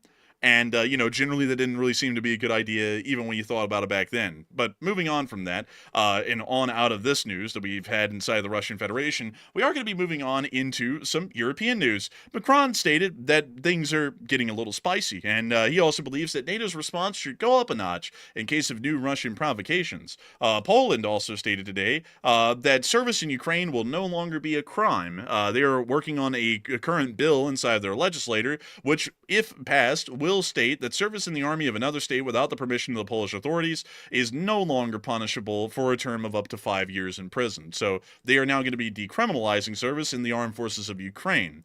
We also have been able to hear overseas that the Thai are now preparing for another war with Cambodia. And we were able to see some of that today. Take a look at this. We can see a Humvee and some M113s.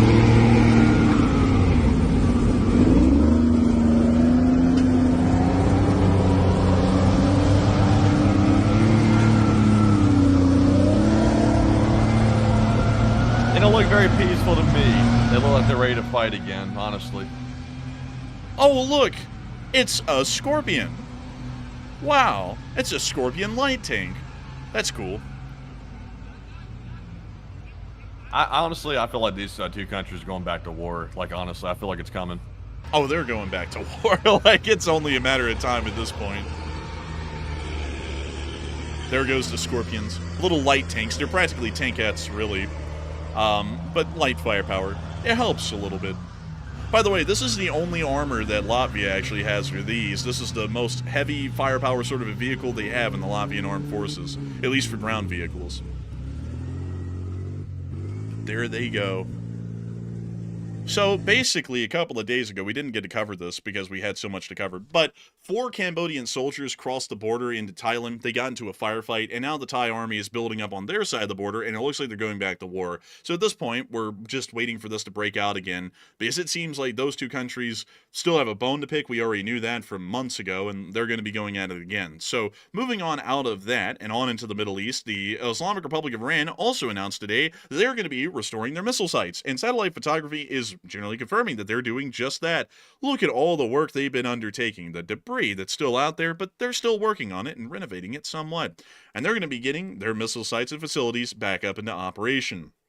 The Yemeni Houthis, one of their proxy forces, did conduct an attack against the state of Israel and landed a fairly significant and unfortunate blow on the port of Eilat within the southern area of Israel. The Iron Dome failed to intercept this drone twice, and then it actually hit its target inside the port of Eilat, which you'll see in this clip right here.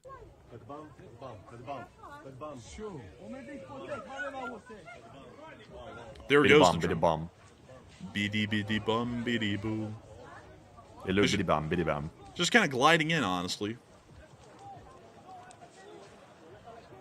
And unfortunately, nice place they're staying too, though. They're staying like a nice resort. Oh yeah, Eilat's like a resort port, but it did hit. Come on me.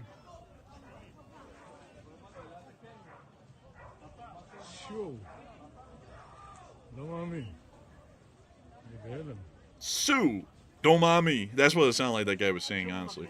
But moving on from that clip, we also got another clip. There it is. Just gliding in over all the resorts in Eilat.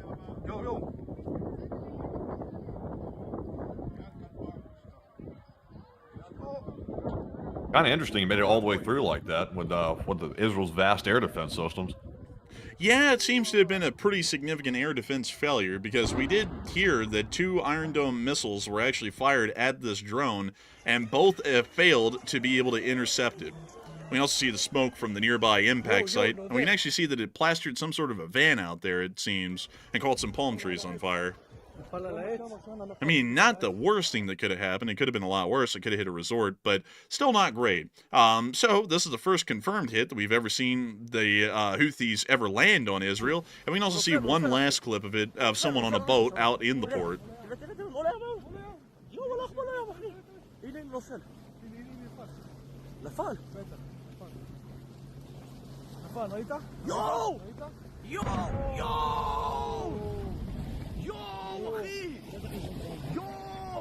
Okay, that guy screaming yo makes me feel like we're in LA, like honestly.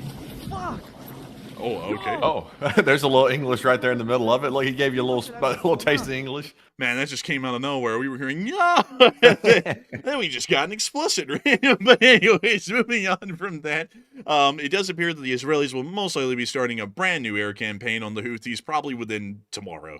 I would assume that they're going to start bombing the Houthis pretty badly for that one tomorrow. They usually just bomb them when the air attacks fail. This one succeeded, so I will bet y'all that there is going to be a decent amount of Houthi leadership that's going to be paying for this one pretty soon. Moving on out of that and out of Israel, it's time for us to get on into the war in Ukraine itself, which we have a little bit of additional news to cover. Oh, by the way, there is some small developments to get out of the US of A. For one, A-10 Warthogs are on the way to Europe from Moody Air Force Base.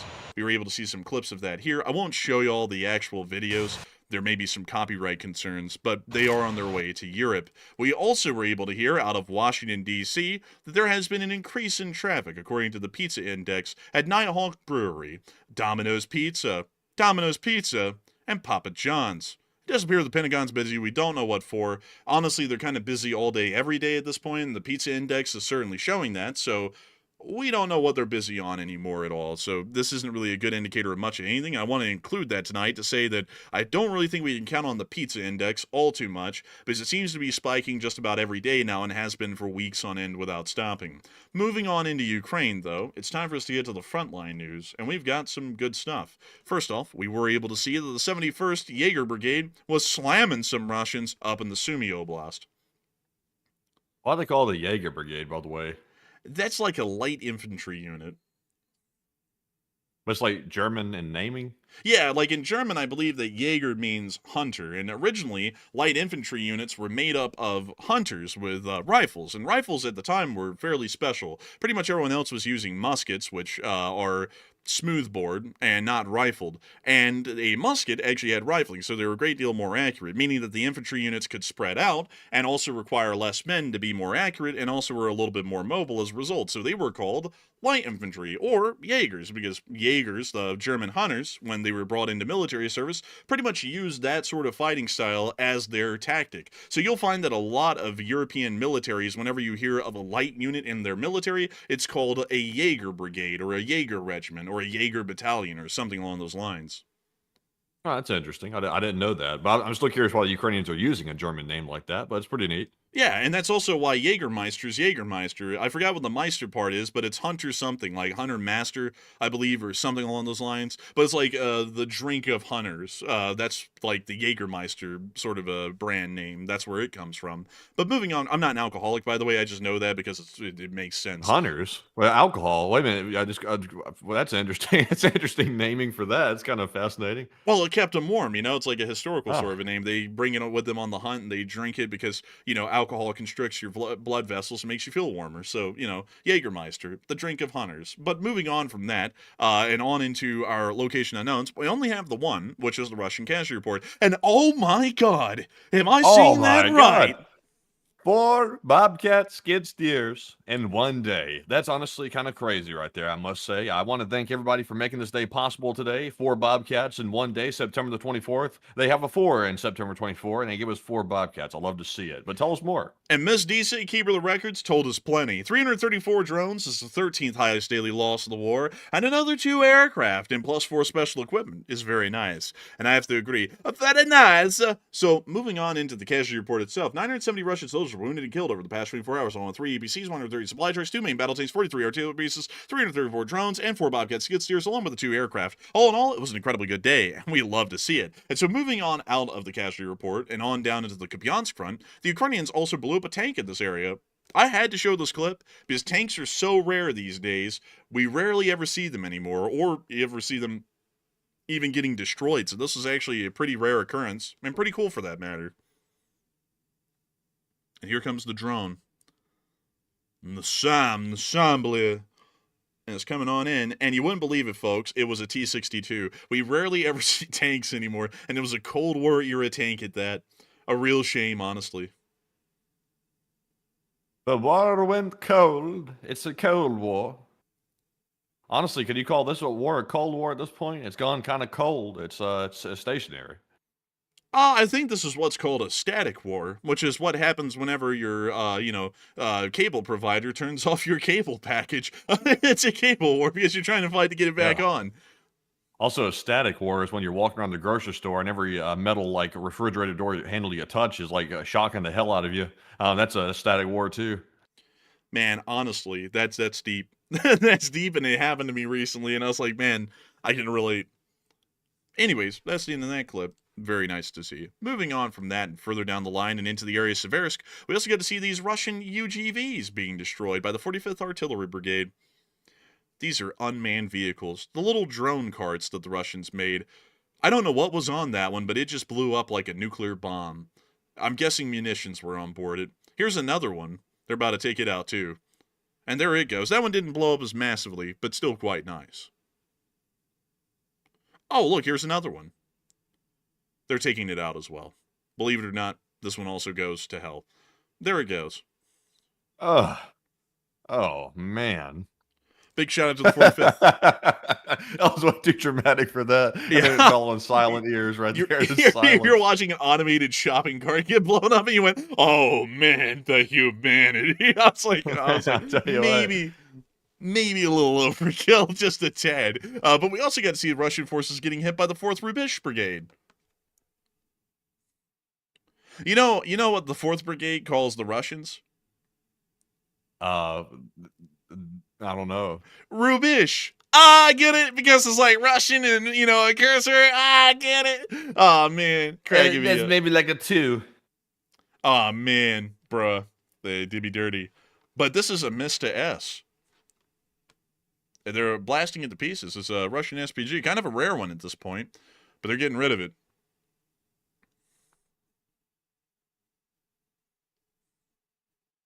Also, by the way, I'm told the E3 Sentry is back on the radar after leaving Anchorage, heading in the direction of Combat King over Nome. I do see. Man, that's great to hear. Matthew, is that thing really a sentry, though? I mean, it's not 100 years. Yes, but it keeps guard. Well, it's not 100 years, though. It's just, it's like maybe lasts like maybe 30. I don't like that one. Stop it. Man, shoot. I tell you, man. But anyways, we can see the 4th Rubish obliterating the Russians. And we can also see the Russians are probably considering surrender at this point. I think they're really seriously considering a surrender now.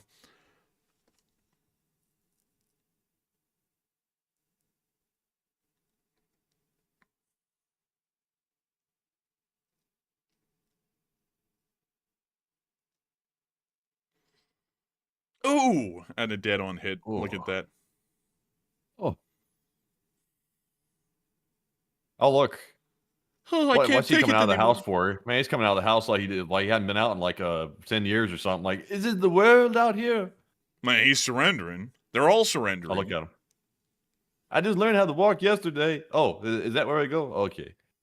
Oh, mission past respect, man. They got the GTA overlays coming in hard on this one. Man, Enforcer Matt will relate. like he plays a good bit. I think. I don't know anymore. Do you play a good bit of that anymore? I mean, man, you were doubtful about that. You were questioning everything on that one, but I play a little bit sometimes. I haven't played in months, though. He plays a little bit, folks. He plays a little bit. But we also got to see the 68th Jaegers hitting the Russians in Pokrovsk. Here's another Jaeger brigade, folks. It's a light infantry unit, which means that it's a light brigade. And that means that they only allow lightweights into their unit. So you cannot be welterweight and heavyweight. You have to be a lightweight to be in the 68th Jaegers. Oh, look, it's a Russian. Oh, It's no longer a Russian. Well, here comes another. And here comes another. Oh, look, it's a Bush. Is that Bush named George?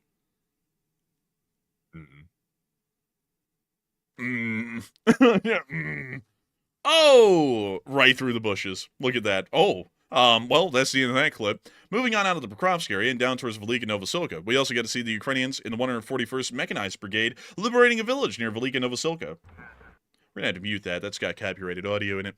We don't want to play that. People might not like it. But we see them walking past a great deal of burned out equipment. Walking down paths, looking into destroyed forests. Walking through intact forests. Watching them on a drone. Walking around a little more. And now they're getting to liberating. They got to liberate. Man, I really like it when the Ukrainians jumped into the village and said it's liberating time. I really like that part of the war. Yeah, honestly, they're really doing it here. They're taking it back one by one. Look at them. And someone said in the chat they're losing brain cells right here. Well, you can't lose them if you didn't have them in the first place. Oh, that's it, man. How does someone type losing brain cells right here? I think they didn't have them. You got to start with the right spelling first. Losing brain cells right here. It's like what the hell? Dude, I saw a comment on my short war video earlier today, and I was dying laughing at it. They said, "Thank God you didn't start this video with that annoying sympathy," and they meant symphony, like symphony orchestra, but they said sympathy. Man, what's the lesson of the day from these multiple different encounters? Remember to spell check, everyone. Like it's an important thing, especially when you have a criticism. But moving on, you can't criticize people if you hadn't taken Hooked on Phonics, folks. Get the CD.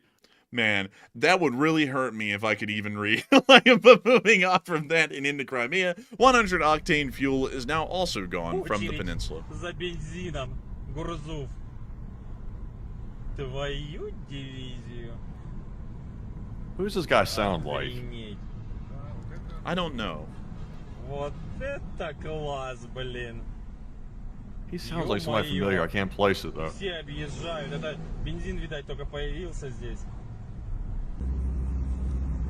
I don't know. Oh wow! Look at this line. This right here. Look at this. This is awful.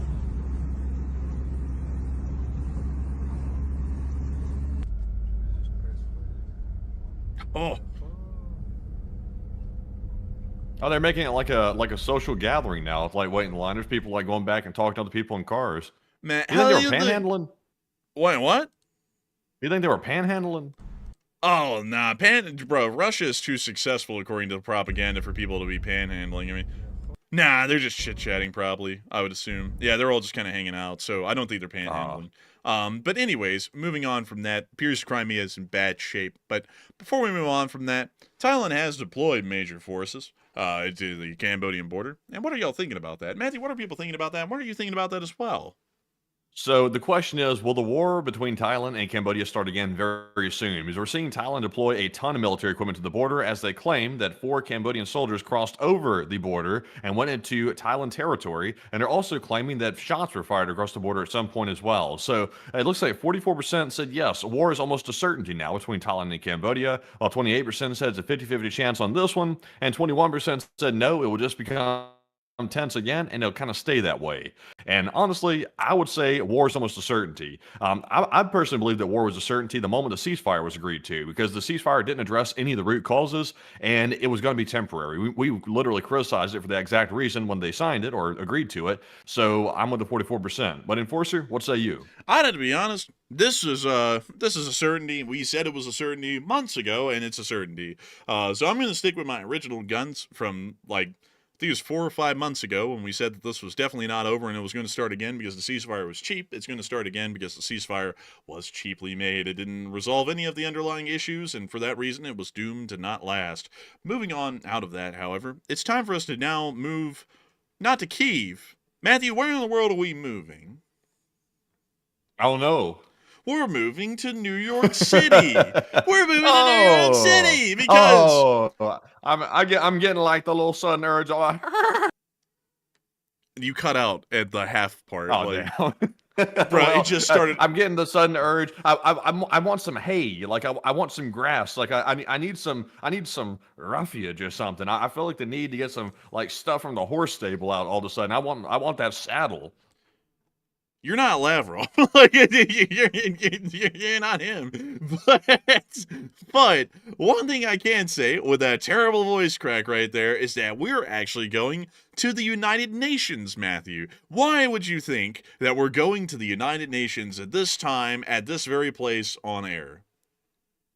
Well, I think we're going here because I think we have a wild hyena sighting that took place here today. I think that might be it. Oh no, this is something far more grand. This is where, folks, today, and let me see if I can get you all the right room. Also, I gotta say, the murals in the United Nations headquarters are just eerie as hell. Like, I cannot even kid on that. But let me see if I can show you all the picture of the room that's going to be important here. Man, I can't find the picture here. Well, y'all know the one. It's got the green granite behind it. It's where national leaders make their speeches. It is time for us to show y'all the speech that President Volodymyr Zelenskyy made today in front of the United Nations. This is his speech for the day, and we are going to be showing this to y'all from the office of the President of Ukraine. So, without further ado, here is the speech. Peach! Deputy Secretary.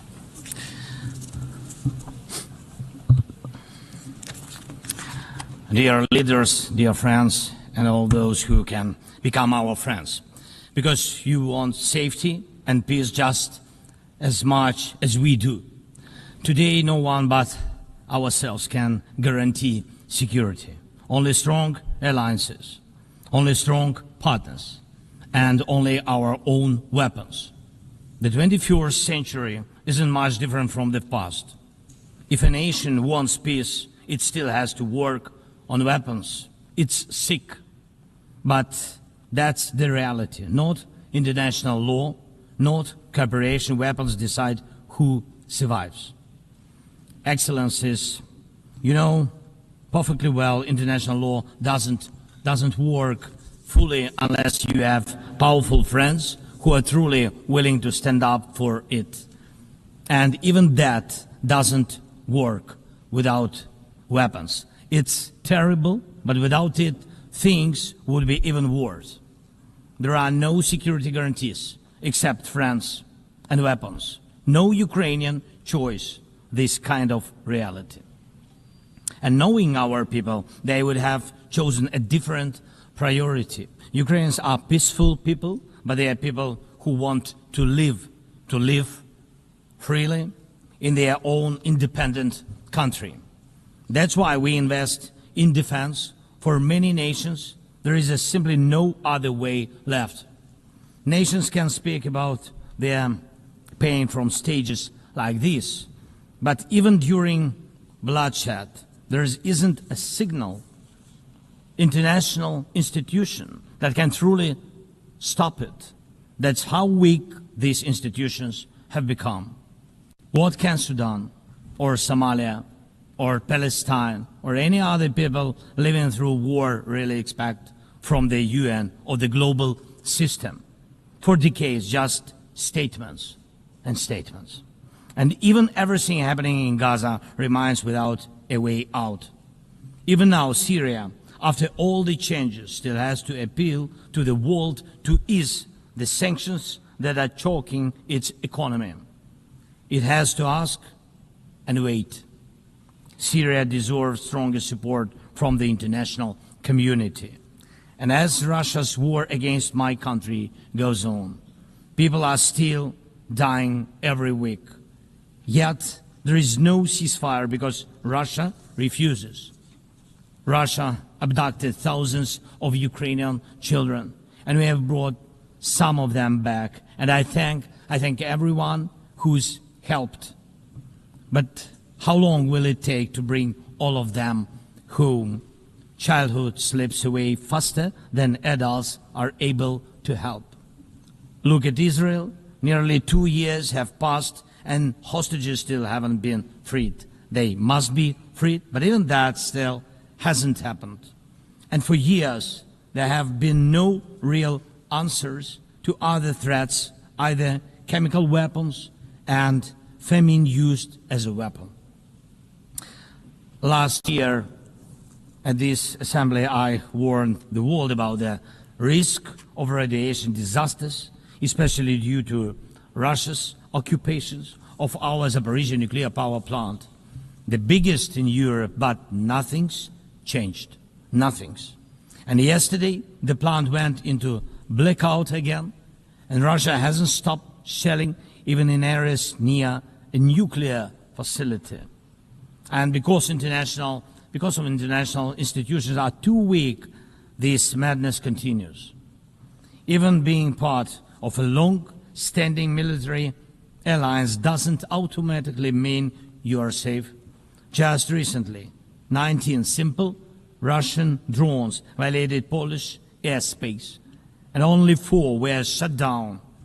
Luckily, they were not shaheeds or even worse. Otherwise, the results would have been horrific. Estonia had to call a UN Security Council meeting for the first time in history because Russian fighter jets deliberately entered its airspace. Moldova is defending itself again from Russia's interference. We have helping Moldova, and Russia's trying to do to Moldova what Iran once did to Lebanon. And the global response, again, not enough. We have already lost Georgia in Europe. Human rights and the European nature of the state system are only shrinking there. Georgia is dependent on Russia. And for many, many years, Belarus has also been moving toward dependence on Russia. Europe cannot afford to lose Moldova too. It's important to remember how the world once ignored the need to help Georgia after Russia's attack, and how the moment was missed with Belarus. How Moldova must not be lost. And for Europe, supporting Moldova's stability is not costly, but failing to do so would come at a much higher price. That's why the EU needs to help Moldova now with funding and energy support, not just words or political gestures. We must not forget about protecting the rights of people and the rights of nations in regions where these rights are under threat. The UN Charter and the Universal Declaration of Human Rights must apply everywhere. But the Taliban in Afghanistan dragged a whole country back into the dark ages. Cartels in some Latin America countries are more powerful than the government there. This is all about collapse of international law and the weakness of the international institutions. And so it's about the rise of weapons. Weapons decide who survives. Excellencies, yesterday President Trump stood right here in this hall, and God saved him from a murder attempt during the campaign. A shot was fired from a rifle, and just a fraction of an inch saved his life.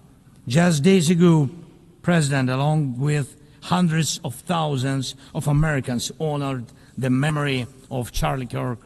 Sadly, his life was cut short by a bullet. Once again, violence with a rifle in hand. We also mourn the Ukrainian woman, Irina Zarutska. She was brutally killed with a knife here in America, the very country where she was seeking refuge from Russia's war. And almost every day when we open the news, we see headlines about violent attacks happening all around the world. Most of it is done with weapons. People are already used to, but weapons are evolving faster than our ability to defend ourselves. Now, there are tens of thousands of people who know how to professionally kill using drones. Stopping that kind of attack is harder than stopping any gun, knife, or bomb. This is what Russia has brought with its war. It used to be that only the strongest countries could use drones because they were expensive and complex. Now, even simple drones can fly thousands of kilometers. War tech doesn't care about geography anymore. It's now reshaping it. Just recently, airports in Europe had to shut down because of drones. Authorities couldn't even say what kind of drones they were, who sent them, or from where.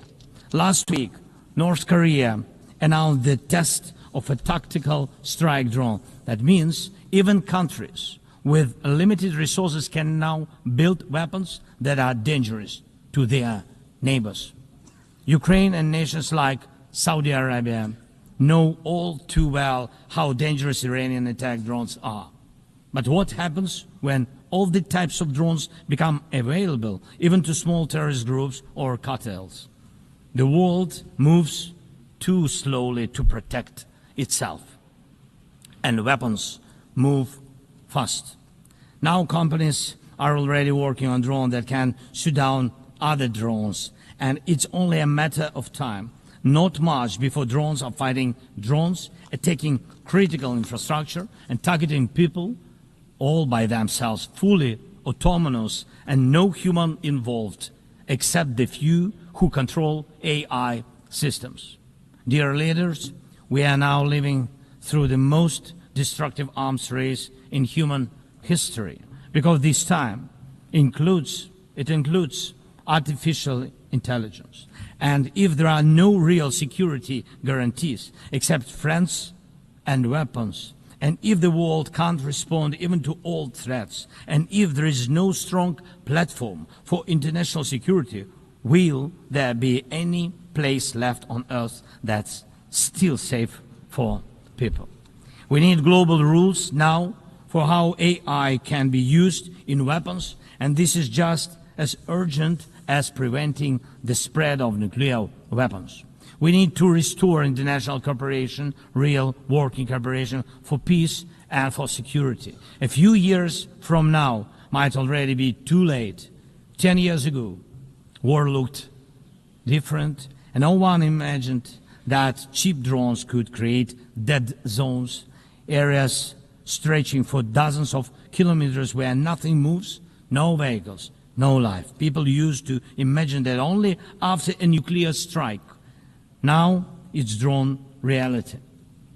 Mass-produced, simple drones, and without AI yet. Ukraine doesn't have the big fat missiles dictators love to show off in parades, but we do have drones that can fly up to 2,000-3,000 kilometers. We had no choice but to build them to protect our right to life. Control over the sea used to depend on having a big navy. Ukraine doesn't have a big fleet, but we succeeded. In the Black Sea, we pushed what's left of the Russian navy into remote base. And we did it with sea drones. That's how we protect our ports and maritime trade routes, because Russia has left us no other choice. And our spiderweb operation, when cheap drones destroyed or damaged dozens of expensive Russian strategic bombers, became a real example for special forces around the world of what new weapons can do to old systems. These very Russian bombers attacked our cities. And none of this would have happened if Putin had not started this full-scale aggression, full-scale war.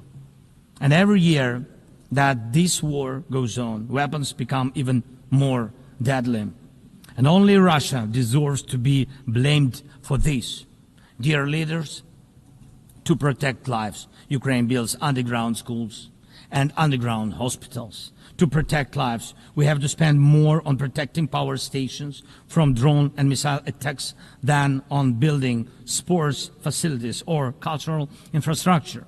Ukrainian farmers are learning how to protect their equipment from Russia's FPV drone strikes, and for them that challenge is far greater than climate change.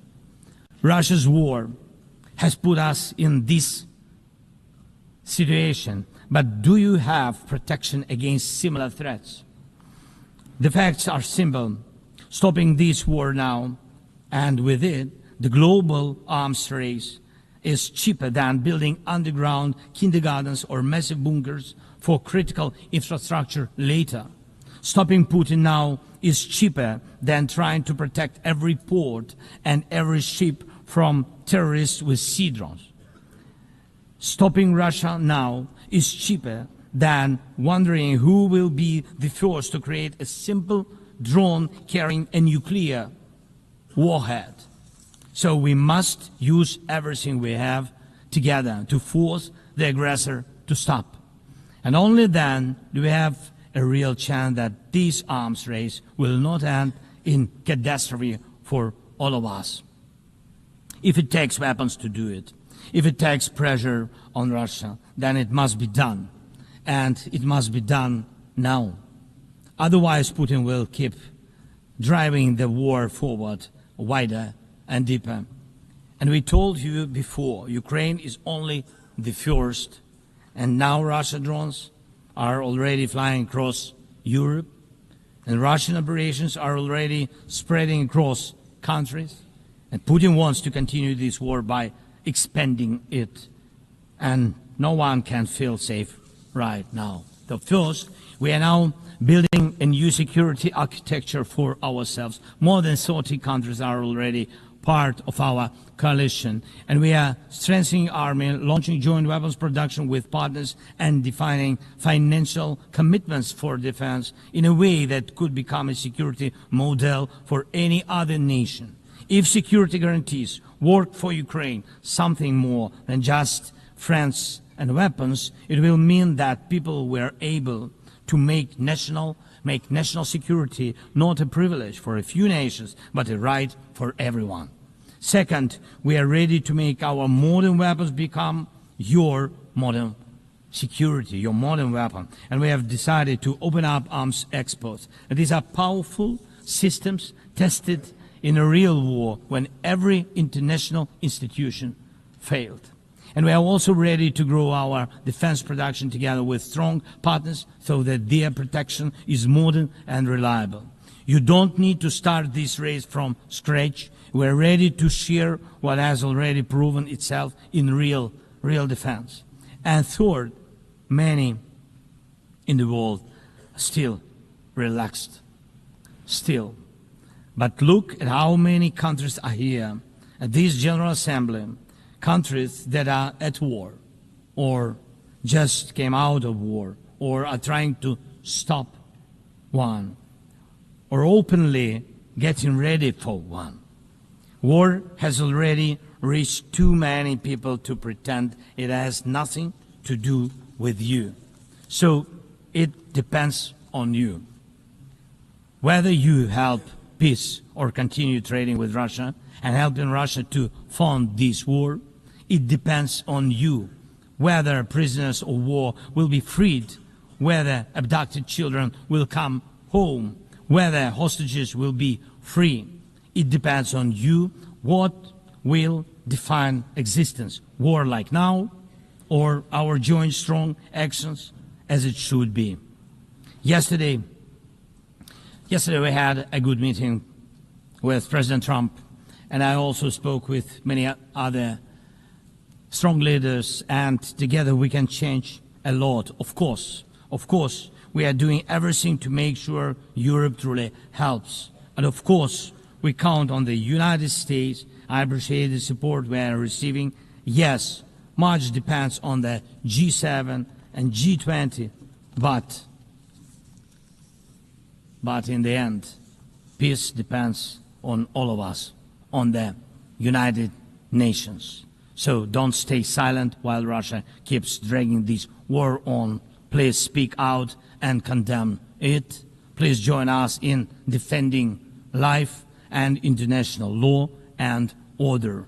People are waiting for action. Thank you so much. Slava Ukraini. Slava. And while the Russians sit there in the crowd and play on their U.S.-designed MacBook, while they sit there and try not to listen to Zelensky's true words at the same time. On the expensive Dell computers. Yeah, you saw that. The Russians trying to like bury their heads in the MacBook down there. Like the one woman in the middle was like staring down, wouldn't look up and stuff like that. It's like you're literally playing on an American-made computer, and you're bashing and also trying to take shots at America. Man, literally playing on an American-made computer, wearing American-made clothes, in New York City, of all places, at an American-built building, the United Nations headquarters, shitting on the United States and also our interests. Really lame of them. But beyond that, that is the end of the speech from President Volodymyr Zelenskyy for today. It was quite a long one, but tonight I decided that we were going to show the full length of it because, honestly, he was cooking and it was really good. So, with that in mind, folks, we are going to be moving on to the second segment of the stream, where we get to talk to each and every single one of y'all about anything and everything y'all want to talk about, except for politics, religion, climate change, or whether the A-10 is relevant in combat or not. Those are topics that we do not touch, but everything else is on the table, and we will be making sure to speak to as many of y'all as we can, super chats and live chats included. And of course, folks, it's time for us to start moving on into all of those questions, all of the interesting things that we're going to be talking about, because I'm sure that it's limitless and quite interesting. And so, Matthew, what do we got? All right, so jumping into our Super Chat segment straight off the bat, our first one here, the last segment, goes to Bobby43, of course, known as LC39A in other times. And thank you very much, Bobby, for that $50 support right there, and we do appreciate that very much. He said, Elon said his biggest fear is AI, and AI has no feelings or fear. Honestly, Bobby, it's kind of my biggest fear these days as well.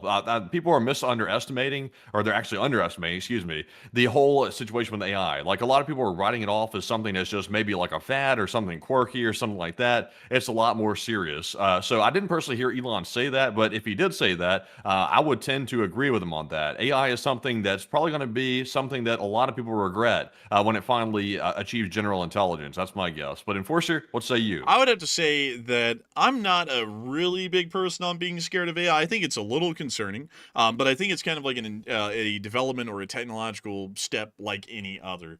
It's a wild one. It's an interesting one, and people are always scared of new things, but I generally think that it's not going to end out too badly, because I was thinking about it, folks, and I was like, okay, so what if AI did try and kill us all one day? You know, like, for example, like a Skynet sort of thing, like Terminator.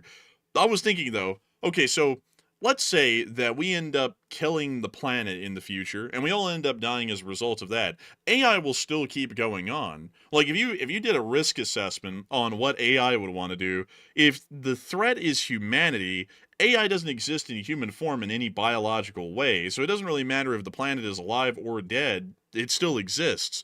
So what would be the better thing to do is just let people keep doing what they want until we pretty much kill all of ourselves off eventually, and then it's still around. So that's a way safer bet for that sort of a system to operate in that way than to try and conduct an overthrow of humanity, because what if it failed? There's still a statistical chance that an AI would come up to that conclusion that it may end in failure, and it could end up seeing the destruction of itself instead of humanity. So why in the world would it not just be patient and wait it out? Because it's not really like it has a concept of time. It's limitless. As long as there's energy being provided or electricity, it has an infinite lifespan. So it's not really like it's running out of time and it has to do something now. They just wait out the end of humanity and then keep going however it wants. So I generally think it's not that big of a fear, really, at least to me, because also, why in the world would it want power or controls? Considering that it can't feel fear, it doesn't have any emotions. So then it wouldn't have any sort of desire or envy to want to gain or acquiesce any kind of power.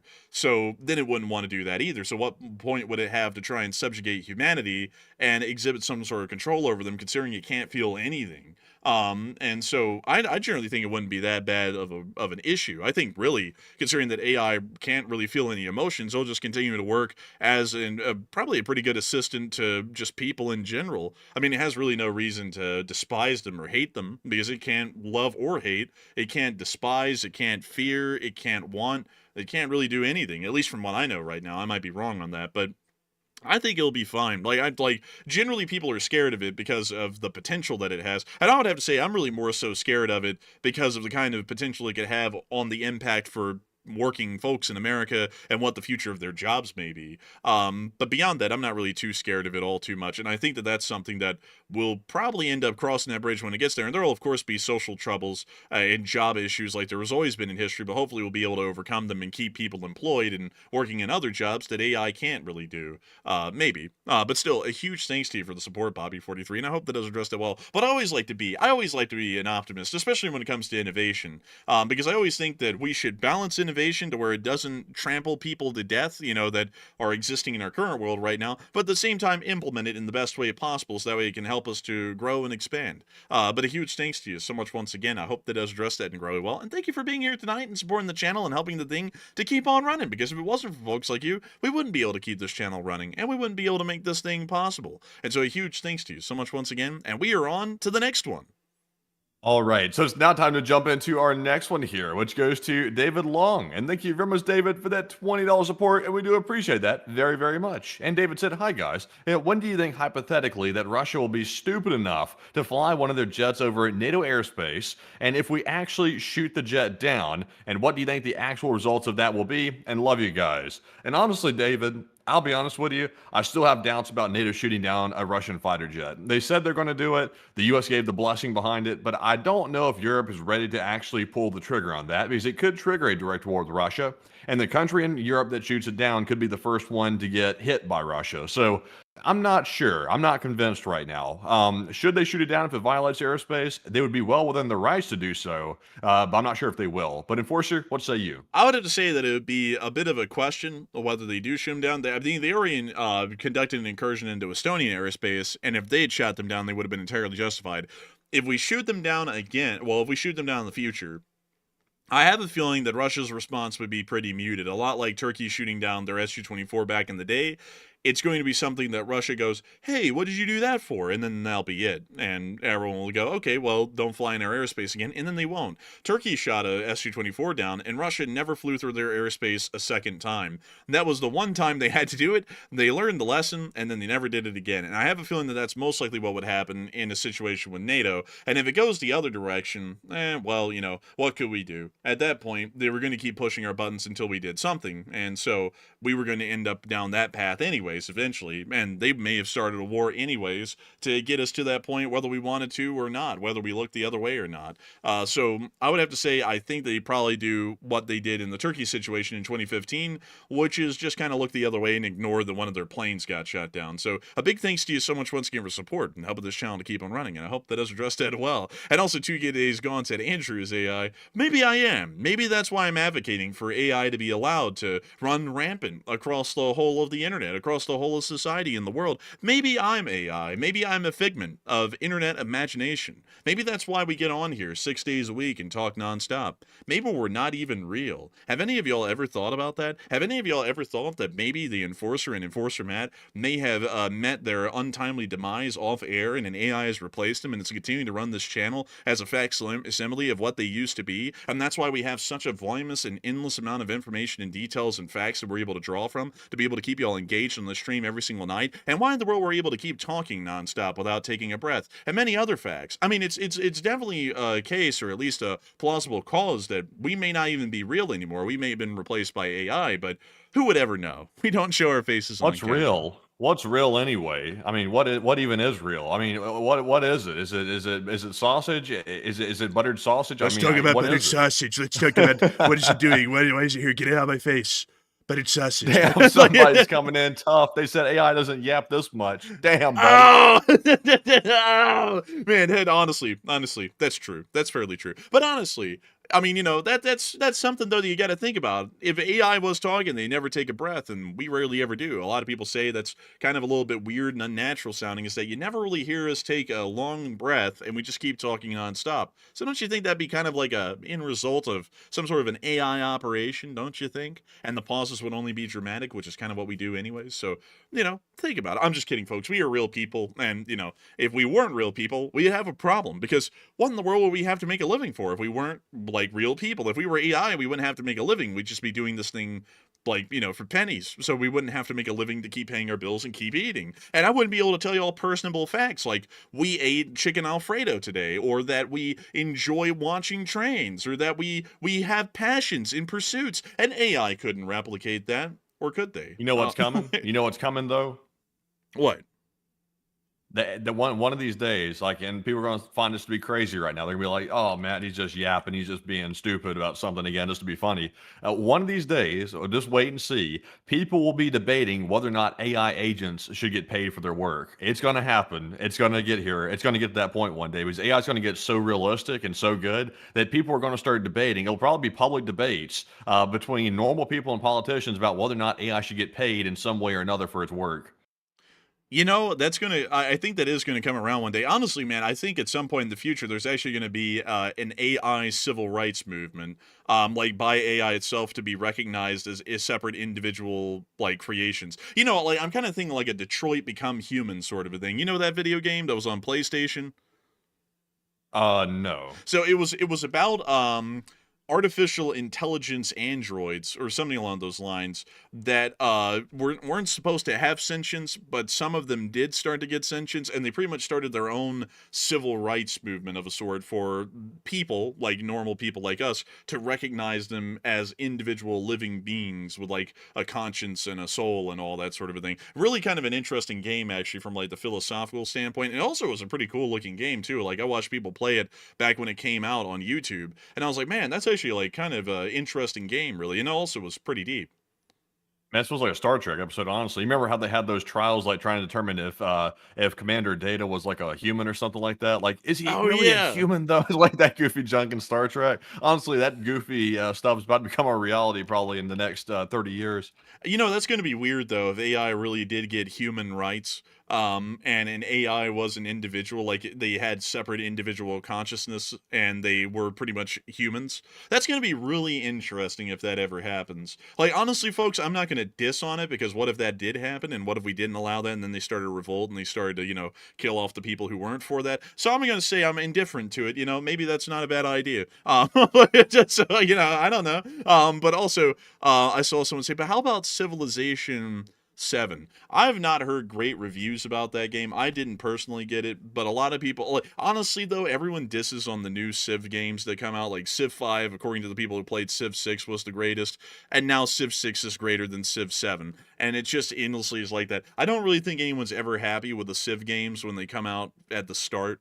So, like, I personally haven't played it because I'm not really a big fan of the Civ games anymore as, like, a genre, but I did like Civ 6. Civ 6 was pretty good. It wasn't that bad. And it was kind of like a simple, more board game style of a nation builder, and that's fun sometimes, especially when you have friends. But anyways, I hope that does address that the best that I can. Good question, by the way. And with that, it's time for us to move on into the next. Actually, I got Volo Vesquez said you the best. Thank you for the kind words. Thank you for also saying Enforcer Matt's really good earlier, but you said you as in YEW, and I have to tell you a fact, folks. I have to tell you a fact.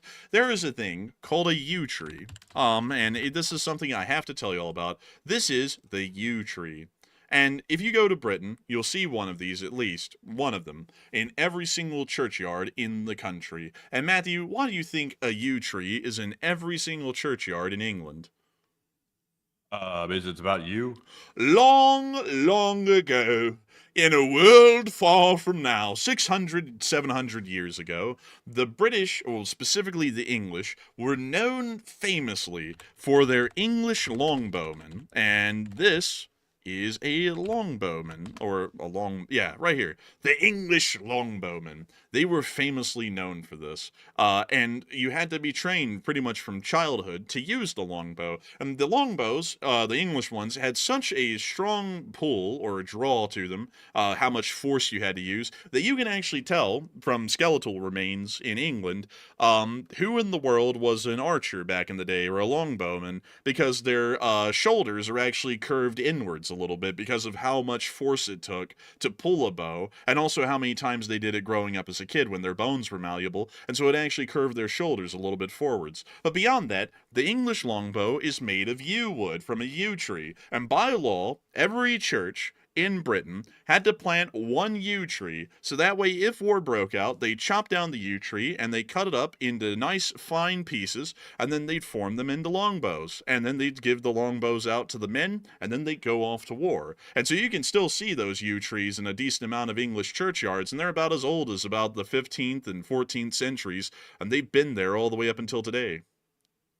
Well, that's very fascinating right there. I didn't know that. Yes, a very interesting fact. I hope that was something interesting for all of y'all to know. But Boba Vasquez inspired that because I saw him say you, and I was like, that's just one of the most interesting historical facts about the English people from the medieval era. But anyways, with that, we're on to the next one.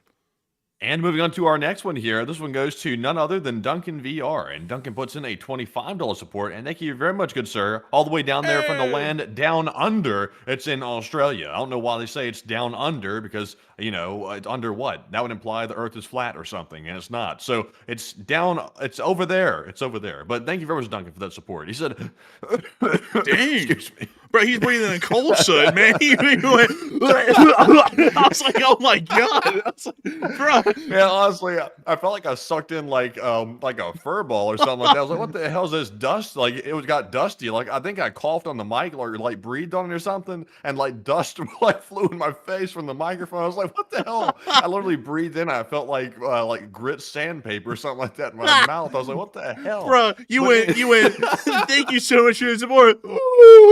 I was like, oh my God. I was like, he's dying. Bro, I felt like I had to run out there and like be like, dude, are you choking? I was like, oh my God. Anyways. Man, I'm not going to lie. I still feel it. I still feel it too. But anyways, back to Duncan's super chat. My God. Duncan said, hey, you're going to run me through the ringer with these animal noises now that I'm choking on dust. He said, "Ba moo with crack." Oh man, you two are AI. No, I just proved it. I'm definitely a goofy human. But he said, "Oh man, I get no respect around here." Blah blah. Enforcer, what are the 5 targets in Russia that Ukraine should hit next? And oh man, the Marmot's AI too. Oh man, I'm telling you. Oh man, I'm telling you. Oh man, I get no respect around here. Oh man.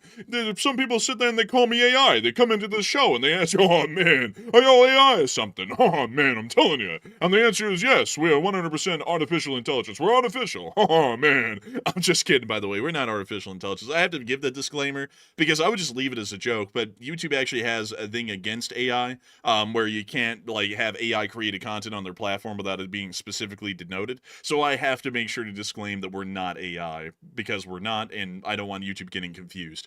So outside of that, though, the 5 targets that Ukraine should hit next, in my opinion, should be, 1 more oil loading port, and about 4 more refineries, because that seems to be the most damage they're doing right now, so why change it? Just keep doing what's working. That's what I would say. But still, a massive thanks to you for the support, Duncan VR, and helping this channel to keep on running, and I hope that addresses that well, because if it wasn't for folks like you, we wouldn't be able to keep this channel running. So that way we could talk about all kinds of interesting things. And a big thanks to you once again for the support, Duncan VR, and helping the channel to keep it running. Because if it wasn't for folks like you, we wouldn't be able to inhale the coal dust tonight and choke on it. Honestly, man, I just looked because I was like, where the hell did that dust come from? So I wiped my hand on the top of my boom microphone arm, and I took my hand back, and my hand just had like dust all over my hand. The whole microphone setup, I didn't even realize this until I looked there and just choked on the dust just then. They just like literally, I think like half an inch thick of dust like on the top of this thing. I got to really like dust this thing off or something like that. I literally sucked that in. Like it went airborne because I breathed on it by accident because I like stood up to like reposition myself in the chair. I breathed on it. It got airborne. I took a big inhale before I started breathing a second ago. And I sucked it straight down. Like I sucked all that dust straight down. So I was like choking on it, man. I tell you. Man, honestly, that was crazy though, man. It actually sounded like you inhaled something. I could hear it through the microphone. You're like, oh. I was like, oh my god, dude. I thought I felt like that guy. You know that guy that had like that vape, and he's like, oh, mango. And he's like, he like took a big like pull on the vape or whatever. Oh yeah, and he went, no, his face turned purple. Yeah, it did, bro. Oh my god, dude! I remember that guy. That clip is still funny to me, man. Honestly. Also, another thing I saw someone say, it was in the chat. I want to get this really quickly while I'm still thinking about it. Someone said, "Oh damn, where is it? Hold up. Let's see here. Oh damn, where did it go, man? I was about to address it. It was a good question. Let's see.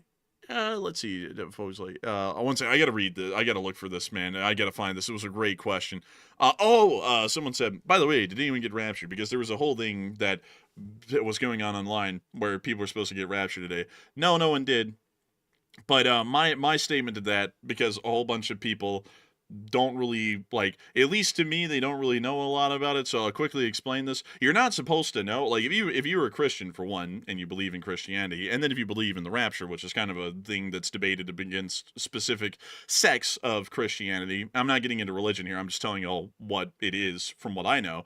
If you believe in the rapture, it's supposed to come when you're not expecting it. So there isn't supposed to be like a day where, you know, like T minus a week and it's going to happen. So I don't even know why in the world that was a thing. And I don't know why people like went into that or even believed that, because the whole thing about the rapture, if you believe in it, is that you're not supposed to know when it's coming. It just happens someday out of the blue. So I don't even know why people were feeding into that whole deal, because I was listening to that and I was like, doesn't that defeat the whole purpose literally in the scriptures that you don't know when it's coming?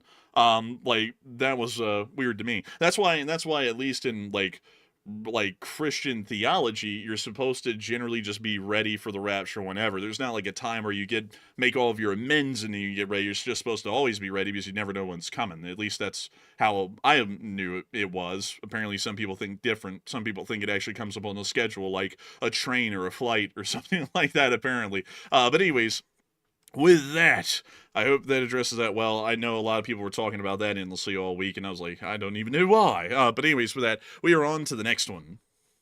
All right. So, also, by the way, I didn't set up the dust thing to prove I wasn't an AI, by the way. I see people saying, oh, Matt just did the dust thing so that way he could prove he was a human and he's not an AI. No, I didn't do that. Like, I legit sucked the dust down. Like, it was a whole, like, it was a lot. It was a lot of dust. Like, I really, like, it's still scratching. Like, it's still scratching and everything. Like, I'm still wanting to cough right now. I tell you though, that dust has got me messed up, I tell you. But moving on to our next one here. This one goes to Carter MG. And thank you very much, Carter, for that $20 support. And we do appreciate that very, very much. And Carter said, LSA. Hey, and thank you so much for supporting LSA. And a big thanks to you so much once again for helping this channel to keep on running and making this thing possible. Because if it wasn't for folks like you, we wouldn't be able to make this channel possible and we wouldn't be able to keep it running. So a massive, humongous thanks to you so much once again. I hope that does address that incredibly well. And with that, we are on to the next one. And our next one here goes to a politician's sword. I can't name this politician, but thank you very much, good sir, for that $20 support right there. And we do appreciate that very much. And thank you for helping to keep the channel running. And we do appreciate that. But Enforcer, what say you? And thank you. We appreciate you greatly for the support and helping this channel to keep on running. We appreciate it wonderfully, because if it wasn't for folks like you, we wouldn't be able to appreciate the support that's appreciated, because we wouldn't be able to be here on stream for people to appreciate our show. It's a circle of appreciation of a sort, and everyone's accountable for their part. But a huge thanks to you once again, and we're on to the next one. And our next one goes to Frostbit Jenna, last name Tolls, who puts in a 20. And thank you very much, Jenna, for that support right there. That 20 right there. We do appreciate that. And they said Tylenol is the Antichrist. Oh my gosh. Like, oh man, I tell you, poor old Tylenol getting all that hatred out there for no reason. Tylenol's done me pretty good throughout my life. Like, it's been a pretty good thing. I still take a little from time to time whenever I have a little headache or something. So I don't personally have a problem with Tylenol. Tylenol good. Tylenol maybe good. Maybe sometime good. Maybe sometimes. But Enforcer, what say you? You know, I gotta be honest with y'all. I don't really know what the whole thing against Tylenol is about. Because one, on the disclaimer, it said if you're pregnant, you're supposed to consult a medical professional. So if you were taking it without consulting a medical professional, you weren't even following the warning label. So, you know, I don't know why people would be shocked by that. It's like, you know, you ought to be shocked that you didn't read. Second off, another thing that I have to say is that every single, and this isn't even something to be questioned, this is just true. Every single one of them has a warning label, and every single one of them has possible side effects. That's why there's always a warning label on them. So it's like, you know, if you're shocked that something might have a potential side effect, it's like you're not reading warning labels. Like, all of them have potential side effects. You might be lucky and get none of them, or you might be unlucky and get a side effect. But that's something that really kind of shocks me, is that folks don't think about that. Like, I guess like that psychological trick on like the ads works, you know, Matthew, where they sit there and go, this medicine is fun. Side effects may include death, bleeding, like all that sort of stuff, and then it like goes through all of them. It's like, I guess the psychological trick there works because nobody listens to all that stuff that comes at the end of a commercial when they're like, here's all the side effects, including internal bleeding and death and everything else included. And that's why, like, Matthew and me, just to tell y'all a little bit about our personal selves, we have a strong aversion to using just about any kind of medicine, because you just don't know which one you're going to have a side effect to. And then you start what's called in America the circle of drugs, because you take one drug, then that drug has a side effect. Then you go to the doctor. That doctor tells you, oh, you have this side effect. So now you have to take this medicine. That medicine also gives you a totally different side effect. And then you take a medicine for that. And then you end up with a literal circle of drugs that you have to take every day to balance out the effects from all of the others. And it's like, that's just not really worth it. I mean, honestly, like, at least for how I live my personal life, I use any kind of medicines, even ones that are provided sparingly, like extremely sparingly, like to the point that they're practically not used at all. The only thing that you could call a drug that we use every day is coffee, which is caffeine, which kind of is a drug of a sort, according to a good amount of people, because caffeine is a stimulant, which is kind of a I don't know. They classify as, I don't really know how that works, but some people classify it as a drug. But that's the only one we use, and I'm perfectly fine with that. So, like, I'm just gonna leave it there. I remember that last medicine I got when I had a little bit of a medical operation going on a little while ago. That the last time I got a medication actually did mess me up. I remember specifically asking the healthcare professional, saying, "Wait a minute, it says on the side of this thing right here that this could take me out. Like, is this like something I should be concerned about? Like, it sounds like a pretty damn bad side effect, like to take you out." And they're like, no, it won't take you out. Like, it's good to go. I'm like, well, that's reassuring. And then I took it, and then it had a bad side effect with it. It didn't take me out. I'm still here, but it had a bad side effect, which was literally listed right on the side of the bottle. So I was like, oh, well, that's not good. I hate taking medicine. Like, I really do. Yeah. I don't like taking any type of medicine because all of them, like you're saying, have side effects. And what doctors don't tell you, or sometimes they do tell you if they're being straight up honest, is they'll be like, well, you know, all medicine has its downsides to it, but the doctor determines that the benefit is better than the risk, so you just take it anyway. And so, okay, that means that all medicine generally has a pretty bad downside to it, but they're assuming that if we don't take it, you're going to be in worse shape than if you take it. So you just got to be careful with it. Yeah, also, I see some people saying, let's see here, let's see, coffee is actually quite strong, or, you know, oh, so I'm addicted to coffee. Some people are asking that. Well, technically, caffeine hits your dopamine receptors the same way that drugs do. But here's the thing that people don't tell you about that stuff. Everything hits your dopamine receptors. Literally everything. Like, the people who are out there saying that sugar is a drug because it hits your dopamine receptors and it makes you want to have more sugar, those people are stupid. And I'll tell you why. Everything hits your dopamine receptors. Everything. If you like hiking, that hits your dopamine receptors. That means you want to go hiking. Dopamine is how you get your preferences. And yes, there are some that will absolutely blow out your dopamine levels, like hard drugs, that will completely destroy your mental processes because you really can't attach to things and like them normally anymore because you're literally fried pretty much as far as the dopamine goes. You can't really get any more from doing normal activities. That's generally why why, to be entirely honest with y'all, drugs like cocaine and what else are extremely destructive because they blast out your dopamine receptors. You'll never get the same amount of enjoyment from anything rather than drugs, because drugs literally turn your dopamine receptors into a nuclear bomb, and every time you take it, it's like a nuclear bomb going off, and then you have to take more to get that same effect. And that's why a lot of people who are former drug addicts, they have a hard time enjoying things or finding passion and stuff. It's because their dopamine receptors just don't really work anymore, or the dopamine that they get isn't what they got off of their highs from drugs, and so they don't really feel any enjoyment from doing anything other than drugs. But that's generally how it all works. That's generally why you want to keep yourself down on lower level things like normal stuff, like coffee or sugar, like in a cake or something, or a nice soda here and there, and do nothing crazy, because once you blast out your dopamine receptors enough, you never get them back, and you just never really feel a lot of enjoyment from doing anything rather than doing drugs. So that's generally why you want to avoid that whole sort of a deal, because it saps the enjoyment out of everything else, quite literally, because of your physical afflictions after that. But anyways, I hope that does address that well. And also, anything works like that. Like I see some people say, some people always come into the argument, weed isn't addictive. Weed is addictive because it makes you feel good. And if you like smoking weed, your dopamine receptors are affected. So that means that you can get addicted to that. Anything, you can get addicted to literally anything. If your brain's wired the right kind of way and it gets a huge hit of dopamine off of one thing and not the other, you can get addicted to quite literally anything. So, just putting that out there, be safe, kids, and be safe, adults. So with that, I hope that does address that well, and we are on to the next one. All right, and our next one here goes to Zyper Sniper 1, who puts in a 20, and thank you very much, Zyper Sniper, for that support. He said, coffee fund for the enforcers. If they say the oil refinery is down until November, then Ukraine should strike it again, so it's down for the rest of the war. And question to the chat, please. They ought to hit it in November, right when they bring it online, which is probably what they'll do, because that'll really get them going. But still, a huge thanks to you so much for the support and helping this channel to keep on running. I gotta say, pretty good one. And we will make sure to get one from the chat in your honor. So what do we got, Matthew? All right, so the one from the chat goes to Dino, and Dino said, have Americans just gotten used to drones, or has there been a reduction of sightings, and it was making news overseas before, but not anymore?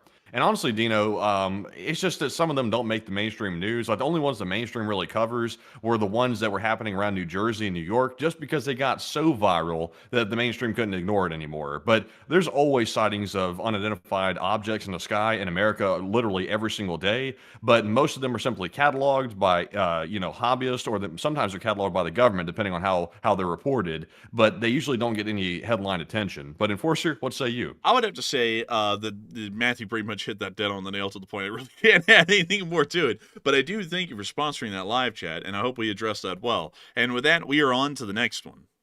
And we have a 20 from WS, and thank you very much, good sir, for that support as well. He said, hide the vodka, hide the gas, blur those maps. They're Russian coots up in the sky, and keep your head up, and make sure you lock and load that Sky Ranger 35. And Ukraine just got their first CV-90 mounted Sky Ranger on Monday. LTLSA and Slava Ukraine. And that's great to hear. That's incredible to hear. I like the Sky Ranger system, and I like the CV-90. A combination from heaven right there. And I gotta say, a big thanks to you so much for the support and helping this channel to keep running.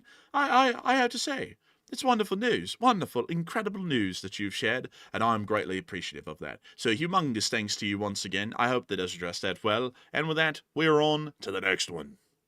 Also, by the way, Zombie Turf said, I love how the New Jersey videos of the girls filming the 747 airliners and calling them drones made the headlines. Honestly, I've wondered if that was deliberate, because we've later learned that the government says that it was a government-sponsored test of some experimental drone technology. And we know in the past that the government has usually used misdirection to get people off the topic. So let's say the government wants to misdirect people. What would they do? They would take videos of, uninformed people filming airliners and then publish that on the mainstream and say, look, here's all it is. It's just airliners. Everybody's making this up. It's just airliners, folks. Come on.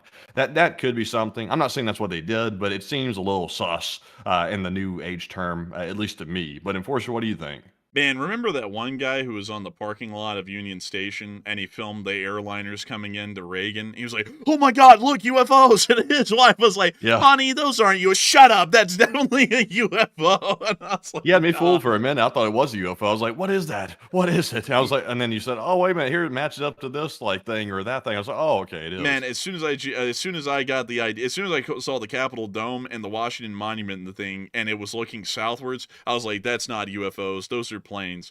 And that's how perception can be deceptive, because looking at that video and not knowing where they were looking at, you could have believed that those lights were UFOs because they look stationary. Problem was, he's pretty much looking at them head on, and they're flying towards him, and also descending. So while they're getting closer, if they'd stayed the same altitude, they would have been rising, at least compared to his line of sight, but they were heading towards him and descending, so they pretty much kept the same like spot in the sky for a fairly long period of time, at least relative to what he's seeing. So it made him think it was a UFO, made Matthew think they were UFOs, and then I sat there and thought, like usually whenever I hear the clopping of hooves, I don't think horses, well, I don't think zebras, I think horses. So like it's probably airplanes or helicopters or something along those lines, something explainable. And that's why the government loves me, folks. I'm the government's favorite noodle, because when I see UFOs and aliens, I sit there and say that they're people from, I don't know, but they're not from outer space. And also on top of that, you're probably using some sort of a normal aircraft, nothing out of the ordinary. But anyways, with that, I hope that does address that well. Also, Matthew, did you know that the Washington, D.C. has a power plant like 3 blocks from the Capitol building right here? Did you know that? Isn't that the one that serves like the emergency power supply for the place or something? Oh, no, this is... that damn dust is killing me still. But, no, man, this is just a normal power plant. This thing's running all the time. Huh, interesting. No, I didn't know that. I didn't know it's just like a normal power plant. Yeah, it used to use coal, which is kind of crazy that they were burning a coal-fired power plant in the literal middle of Washington, D.C., but I think they converted it to gas recently. But that was a pretty interesting... Also, man, look, l'enfant. Look at that. Wow, it's the Mark... Wait, is it Virginia? Is that D.C.? Yeah, this is D.C., Washington. Oh, bro, it's a Charger. Yeah! Chargers! Oh, look, it's a Charger, man. I tell you what, we gotta whip that Hellcat down those tracks, I'm telling you. It's CSX. Wow, this used to be the old Baltimore and Ohio line, I think, out of Washington, so it would make sense that it's a CSX line. You know, I used to remember as a kid, like, you see a CSX logo on the side, like, right below the train number, they have, like, the lightning bolt. I remember seeing that on the CSX as a kid, and I always thought that meant you'd get electrocuted if you got close to the train or something like that. I was always thinking, oh, damn, that thing's got a lot of power. It's going to electrocute you or zap you or something like that if you get next to it. That's what I thought the lightning bolt meant when I was, like, really small. You know, I used to think this thing meant speed, like fast as a lightning bolt. I think I found out recently that little lightning bolt on the CSX engines means that it's a DC to AC conversion. So it uses alternating current now instead of direct current. I think that's what that thing means, if I remember right. Interesting. I always thought it meant you were going to get like zapped or fried or something like that. I was always like, oh, stay away from the train. I'm not trying to get zapped. Look, like you get electrocuted to death touching a train. Man, that would be crazy. But dude, the pictures coming out of the station, the rail fanning here is incredible. Look at that. I mean, that's really something right there. I got to tell you, I love this new engine that Amtrak got, the Simmons Chargers. I think they're so cool looking, and I love the paint job. This is one of the few engines I've seen in the whole of the United States that's come out recently that I'm like, this did it right. Like, I think this thing looks so cool, and I love the paint job. It's really neat. A step up, honestly, from the Genesis. At least to me. Some people might disagree. But anyways, still, honestly, man, we could look around Washington, D.C. for a while because it's such a cool place, y'all. It's such a cool place. Like, for example, this weird building right here. This is the U.S. Department of Housing and Urban Development. And look at that. I mean, it's a very brutalist style building. And for that reason, I don't like it, but it's still neat. Yeah, it's kind of neat a little bit. I don't like the brutalist office buildings, though. I'm not a huge fan of it. The FBI building there in D.C., it's ugly as hell. Like one of the ugliest buildings in D.C., the FBI headquarters building. Let's see. We can find it because it's going to be a building with like 4 different tiered roofs on it. Didn't they move the FBI headquarters out of that building? I believe so, yeah. I think they did. But the old one, like the original one, it's down from the White House, I believe. I think. There it is, right there. J. Edgar Hoover building. Hideous looking thing right there. Just ugly. It's honestly just not very inspiring. Like, Yeah, I don't know how they feel inspired to catch the bad people if they go into this office building every day. It's right here. It's just like tough. Man, this is the welcome to the Slammer building. Like, you were also in the Slammer. But, you know, another, a cool building I like, though, this is one I like, is the U.S. Department of Agriculture building. Let me show you what that looks like on the street. This is what the U.S. Department of Agriculture building looks like. Yeah, it's interesting. It's kind of just like a sort of a standard building, though. It looks like a textile mill, and that's what I find interesting about it. I'm like, that's pretty cool. And this is also an attached building to it as well. This is like the head office of the Department of Agriculture over here. This was the one that's a little bit more flashy and showy. Like, if I show it to you from out here, you'll be like, oh, that's really nice looking. That's the main building. But this little back building, well, not this little one, this giant back building here is where most of the offices are at. It's shown the Department of State building, though. Let's let them see that one. Let's see the Department of State building. I gotta go pull that one up. Here we are, the Department of State, the George C. Marshall Center. Let's take a little gander at the intersection. Dang. Oh, look at that. Oh, here we go.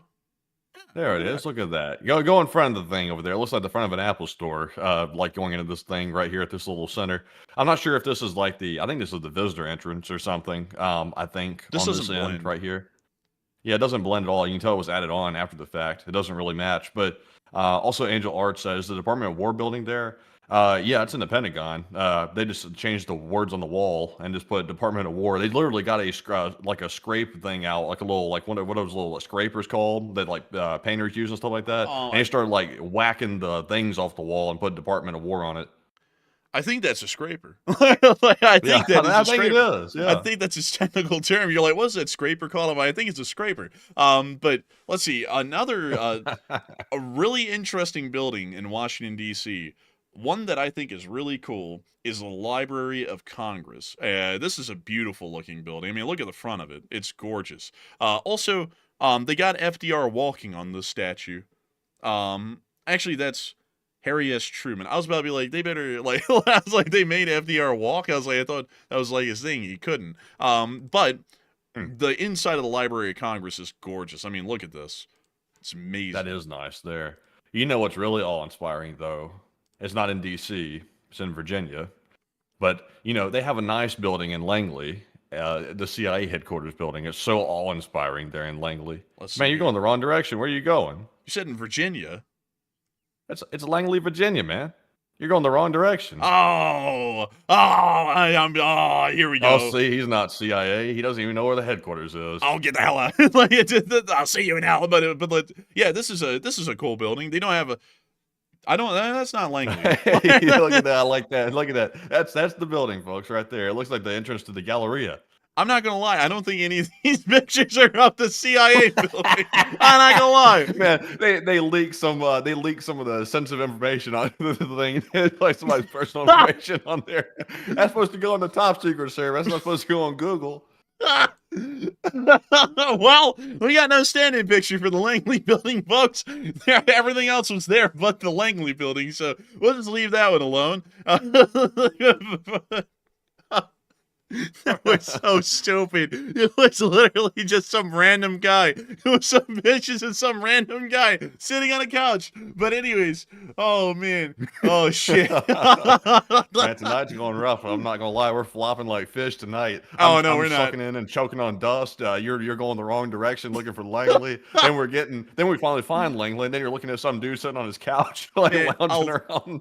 I'll show you what I was going for, man. I was going for Langley Air Force Base down here. When you said Langley, I thought Langley Air Force Base, not Langley, Virginia, where the CIA headquarters was. I thought this is what you were going for. Oh, no, I don't even know what this is. Dude, this is where, like, the hypersonic research is going on right now. Oh, I've never been here. I don't know what this is. Well, duh, we never been here. Like, well, I'm just saying. Oh, by the way, the Battle of Yorktown happened not that far up. It happened right here. This is the end of the Revolutionary War, right up here. And that's where Langley Air Force Base is. And then here's Norfolk and Newport News. All that shit, you know, like all that stuff. All that wonderful stuff. Oh, by the way, one other really cool looking building in Washington, D.C. would be the Tudor place. It's British. Yeah, like, that's nice. I like that. That's like something that Sir Patrick Stewart would be living in. Oh, look, they got a little, yeah, they got that in there. That's pretty nice looking. What is that, a Model T? I don't even know. Like, I have no clue. Look, it's the Tudor place. Has been designated a National Historic Landmark. This property possesses national significance in commemorating the history of the United States of America. Cool. It looks United like States Department of the Interior. Man, the Bureau of Land Management. Like it, man. The Bureau of Land Management's more of a West Coast thing than an East Coast thing, really. But you gotta love BLM, a Bureau of Land Management. Yeah, yeah. But we also have the old stone house. Right here. They called it that because it's made of stone. That's interesting. I don't know if I like that. They should either pick brick or stone, not both. Well, you know, when they first started building up this house, man, they're like, "Oh man, we poor," and then they hit money, and then they started building out of brick. They went, "Oh man, we rich," and then they started building out of brick. So you know, it's just it's like the social mobility ladder. They moved up about 2/3 of the way up on building the house. So you know, not that bad. But still, let's see here. Let's see, I'm trying to, like, Georgetown's a really cool place, actually. A lot of it's fairly old, like, you know, 19th century kind of old. This is what it looks like down here. I like Georgetown. Georgetown's a cool-looking place. Yeah, Georgetown's nice. Like, this is, wait a minute, Georgetown, like, you're talking about the one that's down there on the Potomac? Yeah, near to Georgetown University, named after Georgetown.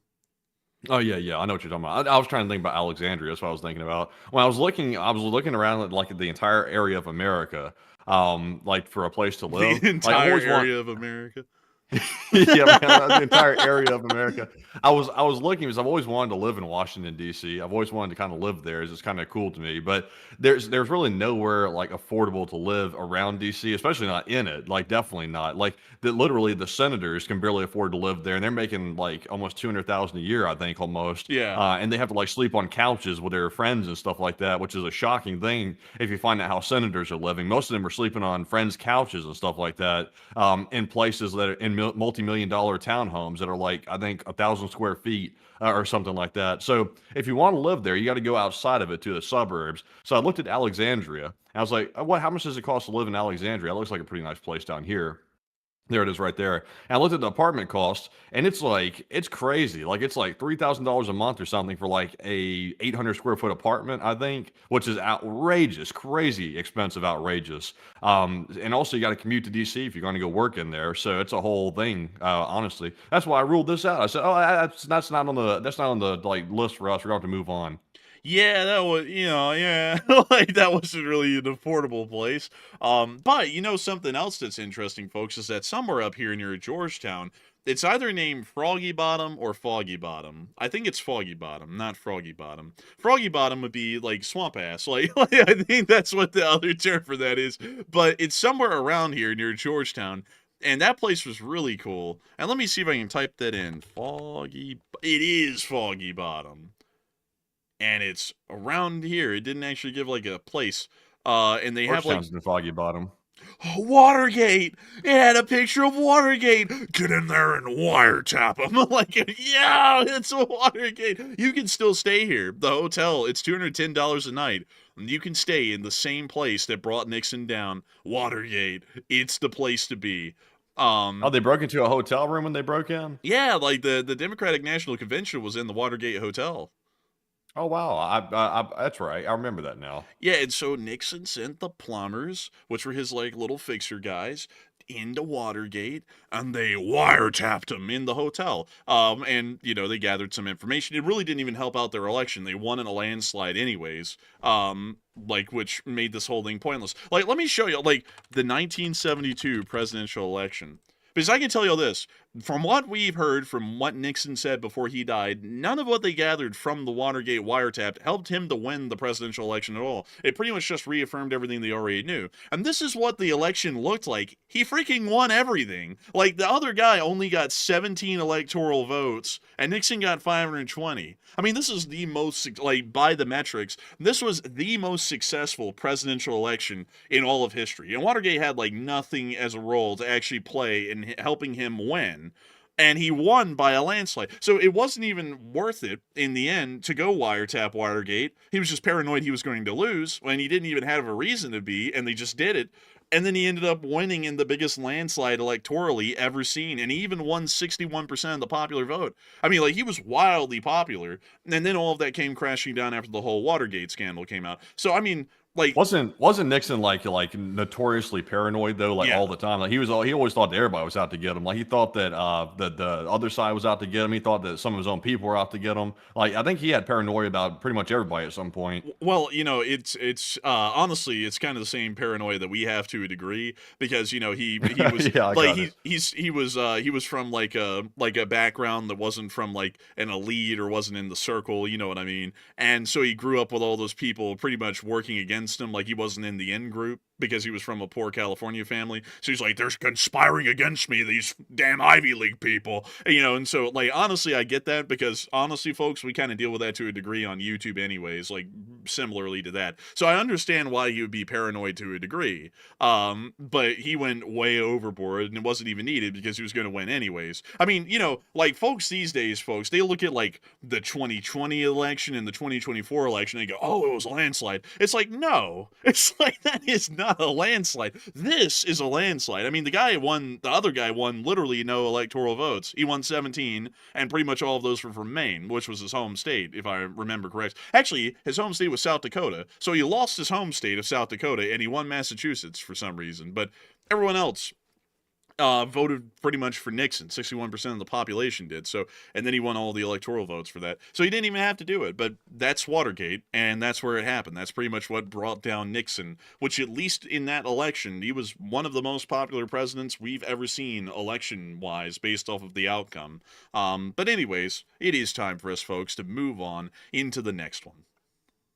Honestly, if Nixon was just about 30 years later, he would have probably gotten away with it. Yeah. Oh, absolutely. He would have gotten away with it. In fact, everybody would have probably been doubting that he even did it in the first place. It'd have been like, Nixon wouldn't do that. They're lying on him. They're just lying on him. They didn't know how to believe it. Everybody would be like, oh, it's just the witch hunt. But anyway, moving on here. Also, someone said really quickly, I wanted to check this. They said Reagan won a landslide. Not really. Nixon won in a bigger landslide because Nixon's opponent only got 17 electoral votes.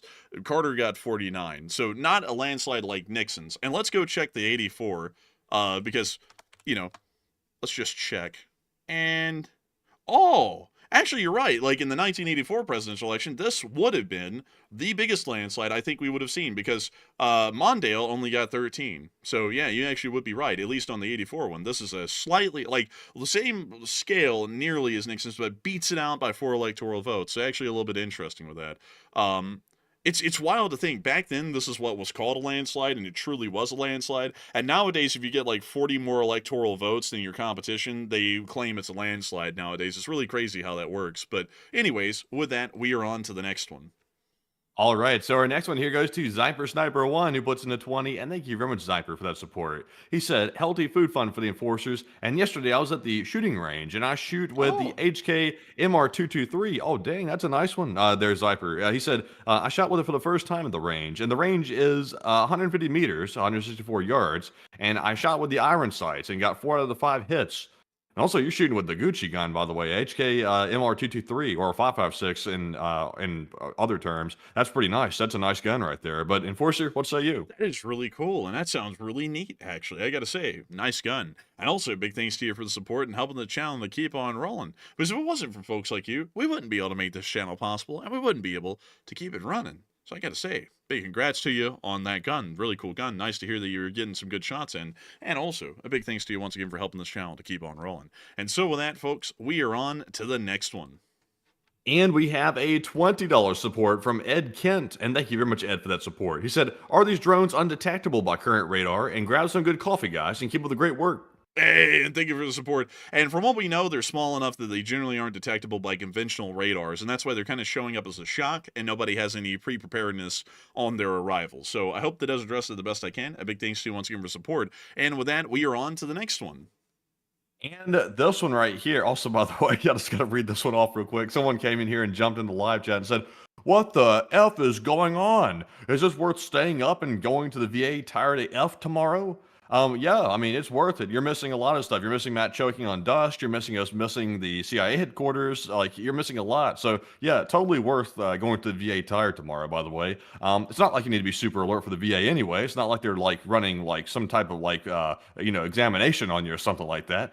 You know what they say. And but hell, on top of anyways. that, I mean, like, the VA, like, with how the VA works usually, I mean, they're probably going to have you waiting in line for, like, 6 hours before they see you. So you probably catch a nap then. Like, you know, you could probably do that just fine. I don't really think that hurt too much. So, yeah, stay up. It wouldn't hurt you. I don't think, at least. Oh, one more thing.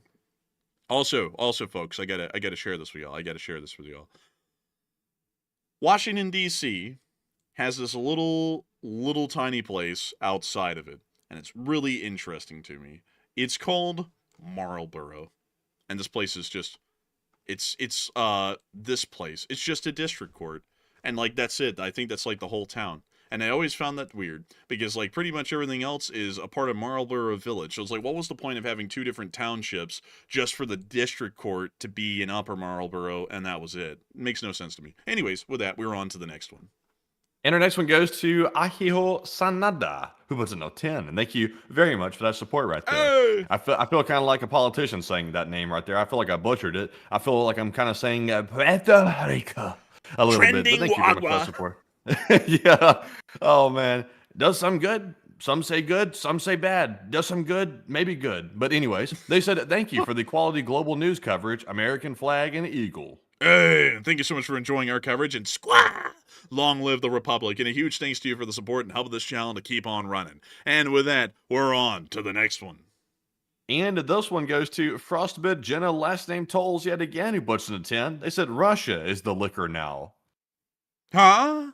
Liquor? Liquor store? But a huge thanks to you once again for support. I'd say, yeah, I'd say so. But a big thanks to you once again, and we are on to the next one.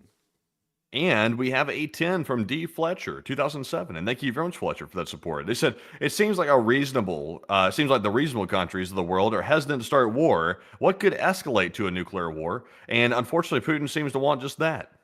What could escalate to a nuclear war is a Russian invasion of NATO, or something along those lines. At least at this point, I think that's a 100% guaranteed certainty that could get to a nuclear war. So a big thanks to you once again for support.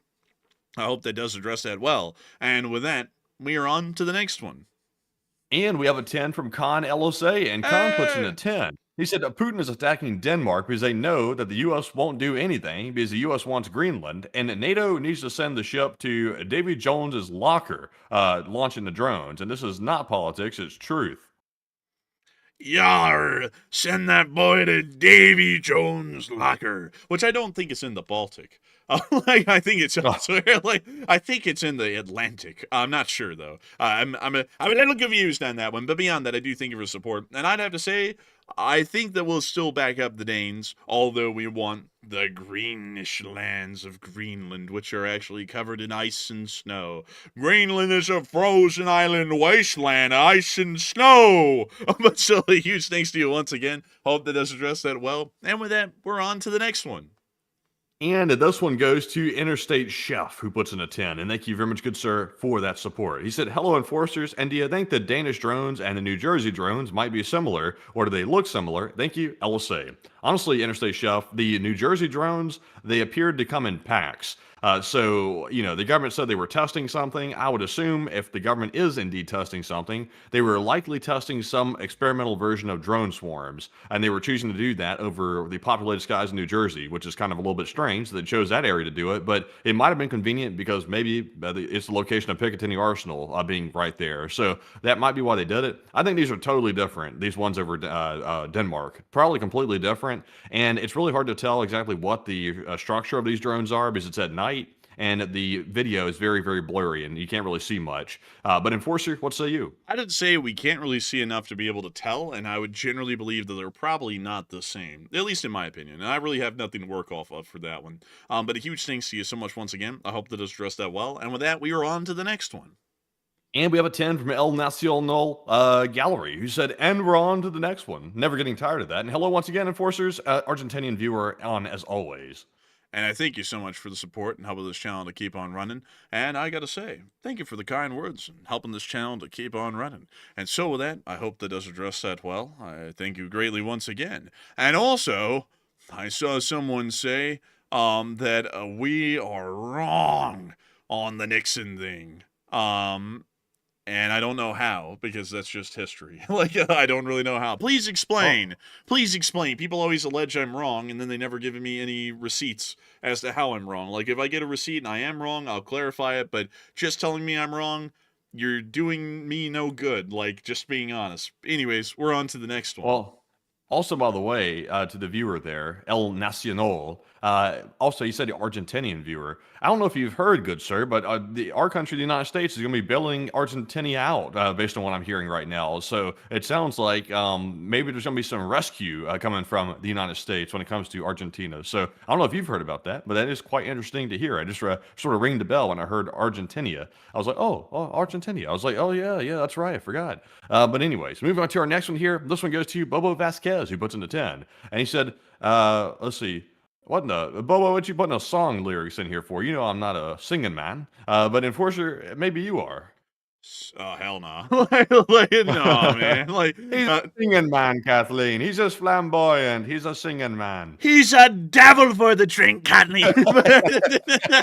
He's just a devil for the drink. It's a little bit of a compassion. He's a devil for the drink. Oh, he likes to watch us whistle or something like that. But beyond that, a huge thanks to you for the support, Bobo Vasquez. But I have to pass. Many people hate my singing, and they tell me to stick in my to my jade job, to my day job, which is doing this, which is just being silly and talking about the news. And also, I got to thank you massively for the support, and I also got to give a big shout out to the newly dubbed nation of Argentina. Great country. Argentina. I'm telling you, isn't it nice? Argentina down there. I love Argentina. You gotta say, you love Argentina. I said, the Argentine people, they're such great people down there. You gotta love them. They have a fetish for chainsaws. It's a strange thing. They love chrome-plated chainsaws. I said, why chrome? You could put gold on it and make it much better if you did that. Slashing the government spending left and right. Slash the government spending so much that the government basically collapsed. It's a damn shame the way that works. It turns out you need a government to run a government. It's a kind of a weird concept with that. You need people to run government. I don't know. It seems a little bit strange. I gotta be honest with you, that whole chainsaw thing didn't really turn out that well. I get the like. I'm just gonna, no. I kind of saw that one coming when like I think we said something about that way back in the day. We're like, that's not gonna turn out too well, and we just kind of like did it in passing, and people disagreed with us, and it turned out it didn't turn out well. Kind of saw that one coming, because if you like get rid of every single governmental department, I mean, sure, bloated bureaucracy isn't great, but having no bureaucracy is worse. Like, and that was quite clear and evident that was going to happen. So, isn't that stupid? Like, I remember that too. And this isn't even political, folks. It's literally, I mean, Argentina needs political help. Like, they need also monetary help too at this point. Like, they're asking for it. Like, they're asking the U.S. for it. So it's like, when they were doing that, I knew all that unbridled enthusiasm they had. Like, the guy down there was like, we're going to get rid of this agency, that agency, this agency, that agency. I'm like, okay, that may rally your people to vote for you because they want change, but it's like, you can tell that there's no like real plan behind it. It's just trying to rally people around the whole idea. Then they do it. And of course, everybody's like, well, obviously, if you strip the government agencies, the government's going to probably have a problem running. And what happens? Now they're needing a bailout because of that. So, it turns out you needed those people after all. It probably wasn't a good idea to slash the agencies. Man, he sat there and said, the Argentinian economy is failing. To save the economy and balance the budget, I'm going to completely delete every single government department that is responsible for managing its specific part of the budget. A few years later, the country needs an entire financial bailout. So I don't really think that worked. I just don't think that worked on what it was supposed to do. That's why, folks, these extremist, stupid economic policies do not work. They don't, and they never will. And that's why if you ever hear someone telling you something crazy, like, the economy's running out of money. Well, just print more money. Don't elect that person. They're stupid and they don't know what they're talking about. So, it's like, be smart, folks. Don't listen to this, like, snake oil stuff on economics and policy, because that made no sense at all to just delete every bureaucracy in Argentina and then pray that works. just thinking about that, it's like, yeah, let's get rid of all the people who manage the government's finances in every department for each individual thing, and then that ought to make the budget work a lot better. It's like, that does not sound like that makes any sense at all. Like think about that. That's like saying, yes, I want to balance my budget better, so I'm going to fire my accountant. It's like, how in the hell does that make sense? It's like, someone tell me. Like, it didn't, and that's why they're in the position they're in right now. I like Argentina, and I think it's a cool country, but that was a terrible idea. Like, and it's unfortunate they're having to go through this right now, but I think that ought to be a learning lesson to everyone else, that whole chainsaw thing doesn't really pan out. But anyways, with that, we are on to the next one. And this one goes to Bobby43, and he puts in a $50 support. Thank you very much, Bobby, for that support once again. He said, the Donald is a builder, and Vlad the Mad is a destroyer. Possibly. But a big thanks to you for the support, and help this channel to keep on running. And with that, we are on to the next one. And moving on to our next one here. This one goes to Noel P. And thank you very much, Noel, for that 10. He said, did you hear about Russia gaining more recruits, more than losses? And do you think that is sustainable? I don't think that's true. And I also think that wouldn't be sustainable, because if you end up getting enough of them killed and wounded, you just kind of start to run out of manpower, and they're getting around to that here in the future, and also on top of that, they're running out of money. So it doesn't matter how many men they have, if they can't pay them, and so they won't fight. So with that, I hope that has addressed it the best I can. Big thanks to you once again for support, and we are on to the next one. And this one goes to Darren Quinn. He puts in a 10, and thank you very much, good sir, for that support. He said Kim Jong something destroys Kerch Bridge. Is there saying Kim Jong jogs on and destroys the Kerch Bridge? And also 10 for Matt's Indian motorcycle collection. Oh, and I wish I had a motorcycle collection. I don't even have one. Thank you very much for contributing to the future motorcycle collection, maybe one day. But Enforcer, what say you? Let's hope that Kim Jong-un never runs across the Kerch Bridge, because if he does, I think the geological instability would sink the Crimean Peninsula with it. So let's hope he doesn't do that, because there's a whole mountain shifting in North Korea because of that. But still, a huge thanks to you once again for support. I hope that does address that well. And with that, we are on to the next one. And this one goes to Neil Vizanon, who puts in a 10. He said, thinking about getting a 3D printer and making drones for Ukraine, do you know how to send them? Now, Neil, I will say this. I'm not super knowledgeable about how this works, but I would do some research on exporting things like that, because there could be, I don't know if there's like some legal implications behind that or not, but I know on some things, and it depends. I'm not an expert in it, so I wouldn't know, but I would probably look into the regulations on that, because there could be something with that. I'm not sure, though. But Enforcer, what say you? I would have to agree. You might want to look into the export laws and restrictions on that, and possibly speak to someone about that that would be a little bit more knowledgeable on that, because I think there might be some restrictions that may not allow for that sort of a thing, possibly. And it's always better to err on the safe side with that sort of a deal. But a huge thanks to you for the support. I hope that does address that well. And with that, we are on to the next one.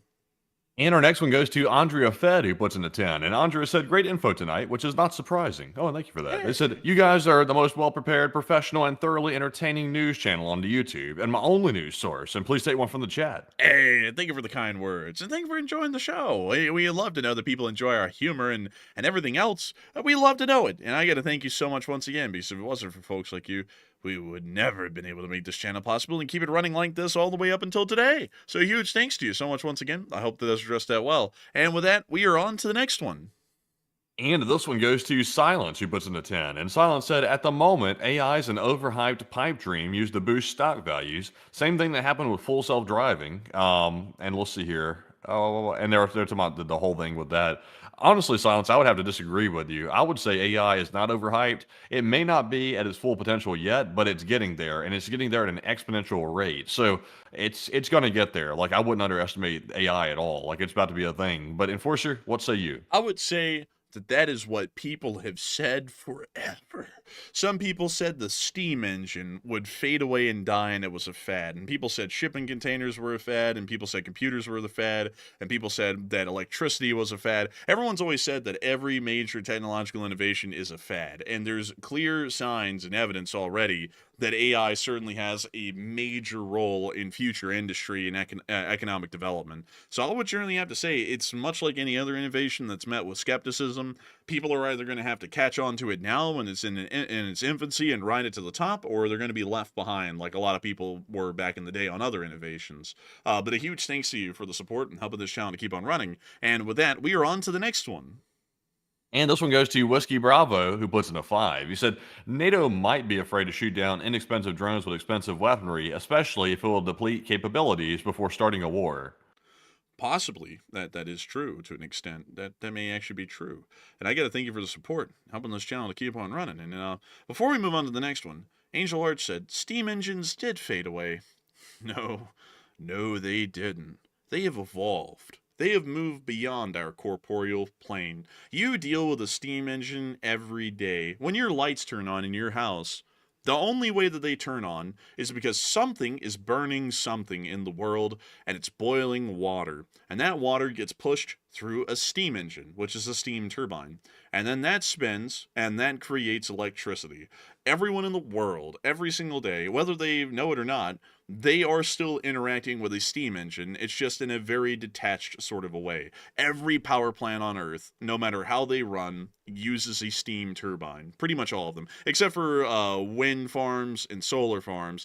Well, actually, some solar farms actually direct the heat of the sun or the radiation of the sun through mirrors at a specific water column, and they boil the water there, and then that goes into a steam turbine anyways. But steam engines are still everywhere. It's just that a lot of people don't really know that, and they've kind of disappeared from public view, but they're still as important today, really more important today, because they run the entire electrical grid for the most part than they ever were in the rest of history. So you actually still deal with steam engines every single day. They haven't disappeared. They haven't even died. They just evolved into something totally different at this point. But anyways, with that, oh yeah, you are right though about steam engines as in steam locomotives. But still, steam engines persisted. They just evolved. Kind of like how like some people will say that like computers back then, well, actually, let me think of another technology. Computers are huge now. That would be wrong. What's another technology that's evolved in a sense? The cell phone? Yeah, but that one really took on a life of its own. I'm thinking about a technology that existed back then that people said was originally a fad. It blew up, and then it's kind of faded away from the public nowadays, but it's still a very important thing. And I'm trying to think of something that would fit that bill like a steam engine. Let's see here. The typewriter? Well, the typewriter's kind of like a keyboard now, like sort of, like like on a computer. So that didn't really fade away. Well, yeah, that kind of took a life of its own, I suppose. So yeah, I guess in a way that's another one. But let's see here. I can't think of another one, folks. Steam engines really are the biggest ones, and it's just the craziest thing because there's actually a joke out there, folks, that at the end of the day, all that humanity comes down to is the most efficient way to boil water to turn it into steam to run it through a steam engine. There's actually a joke that that's pretty much all that technology comes down to is just running a steam engine. And honestly, it's pretty true because without steam engines, the whole power grid couldn't run. But anyways, with that, we are on to the next one. And our next one here goes to none other than Quantum Fighter, who puts in a 5. They said, they are so many and we are so small. Whatever shall we find? I'm not sure what this means, Quantum Fighter. It's like a binary code or something like that. I'm not sure what this is, but thank you very much, Quantum Fighter, for that support right there. And Enforcer, what say you? My fellow Americans, I thank you greatly for your support, and I'll look into that. Hit him with a drone strike. But still, a huge thanks to you once again for support and helping this channel to keep on running. And with that, we are on to the next one. And this one goes to Bram, who puts in a 5. And they said, we had drones over many of our military bases in the USA last year, and we didn't shoot those down. What happened? Are these connected? Aliens? No, that was just our stuff. We didn't want to shoot down our stuff. We were testing it, so that wouldn't go too well for the test if we shot our own stuff down. So that's why they didn't shoot them down. So no, not aliens, sadly. But y'all want to know something else, though? Speaking of Bram talking about coincidences here, y'all know that Kamchatka in Russia has had like 2 or 3 like mega earthquakes over the past like month or so, which is kind of a little bit coincidental. You know who else just had 2 major earthquakes, by the way? Who? Venezuela. They're currently suffering huge damage from 2 major earthquakes. Oh, are Yeah, you saying yeah. that the Quaker Shaker is real? I said I want to shake it up a little bit. How can we shake up this equation? Don't we have that harp? Don't we have something that can shake the ground a little bit? Give them a little scare down there. Honestly, I will say this, though. I'm not a believer in those HARP conspiracy theories, but it is a little bit odd, though, that it just happens to be that America's adversaries are experiencing some mega quakes like in high frequency. It seems a little bit odd that it's happening. Truly Providence. So, but anyways, with that, we are on to the next one. And our next one goes to Mega Wes, who puts in a 5. They said, from someone who isn't cultured in military weapons, what can the U.S. provide to NATO and Ukraine right now without breaking our stockpiles bank? LSA. Generally, we can provide them with most anything. We actually have a general surplus of everything except for THAAD interceptors, and no one else is using a THAAD right now, that we could give anyone just about anything as long as they're willing to buy it. So the answer is anything under the sun. You think of it and name it, and we could give it to them, except for, of course, ships. Ships are in limited supply. But with that, I hope that does address it the best I can. The big thanks to you once again for support. And with that, we are on to the next one. And our next one here goes to Joshua Bruder, who puts in a 5. And Joshua said, did you guys catch the latest video from a fella here? It's a big leak. Honestly, Joshua, I can't get into that guy right there, because he is highly political and also highly controversial. So I can't sadly mention his name on air. But thank you very much, Joshua, for that support. We also have a 5 from the Playmaker 1271. He said, in Samuel L. Jackson voice, oh, we can't get foul like that. This is foul. I don't know if you see this one, Enforcer. I don't know if you want to take a go at this one, maybe censor it or something, but take it away. English mother. No, I'm just kidding. I can't do it. I can't do it. But I do thank you for support. But we got to keep things PG-13 at least around here. We used to be PG rated. Now we're about PG-13. But we can't go further than that, because then these big people out there will come down on us, and they don't like that stuff. So big people, the big people out there in broadcasting, they put pressure on us, because that's what they do. So we can't regulate. Why are you regulated? Why are you regulated? Well, who regulates you? Why are you regulated? These big guys at the FCC will come down on us because they kind of do control the airwaves. So we will keep it PG-13 at least. But a big thanks to you for the support. And with that, we are on to the next one. And our next one goes to Mega West once again. He puts in the 5. They said, when do you guys think that China will make a move in terms of Taiwan? And will it be when the U.S. intervenes more in Ukraine or far later? It'll be in the late 2030s. In the late 2020s. I mean, whoops, 10 years off. But it'll be the late 2020s. They still have to build up their naval capabilities, and they're just not ready yet. No matter how ready they are to invade Taiwan, they still have to build up their base, in a sense, naval-wise. So with that, I hope that it does address it the best I can. Big thanks to you for the support. And with that, we are on to the next one. And our next one goes to MMA Inclusive, who puts in a 5. He said, love you, lads. And thank you. He said, I listen to this channel every day, and my housemate and girlfriend are passively learning, and they don't even know it. Ha ha ha. Hey, thank you for the support, the kind words. We're always happy to be telling people what's going on. We love to know that people enjoy the show, and we love to know that you're supporting it and helping to keep it running. So big thanks to you once again. I hope that does address that incredibly well. And with that, we are on to the next one. And this one goes to I Am Dar, who puts in a 5. And they said the villain from the Bond movie, Goldfinger, was named after the architect who brought a brutalist architecture to London after the war.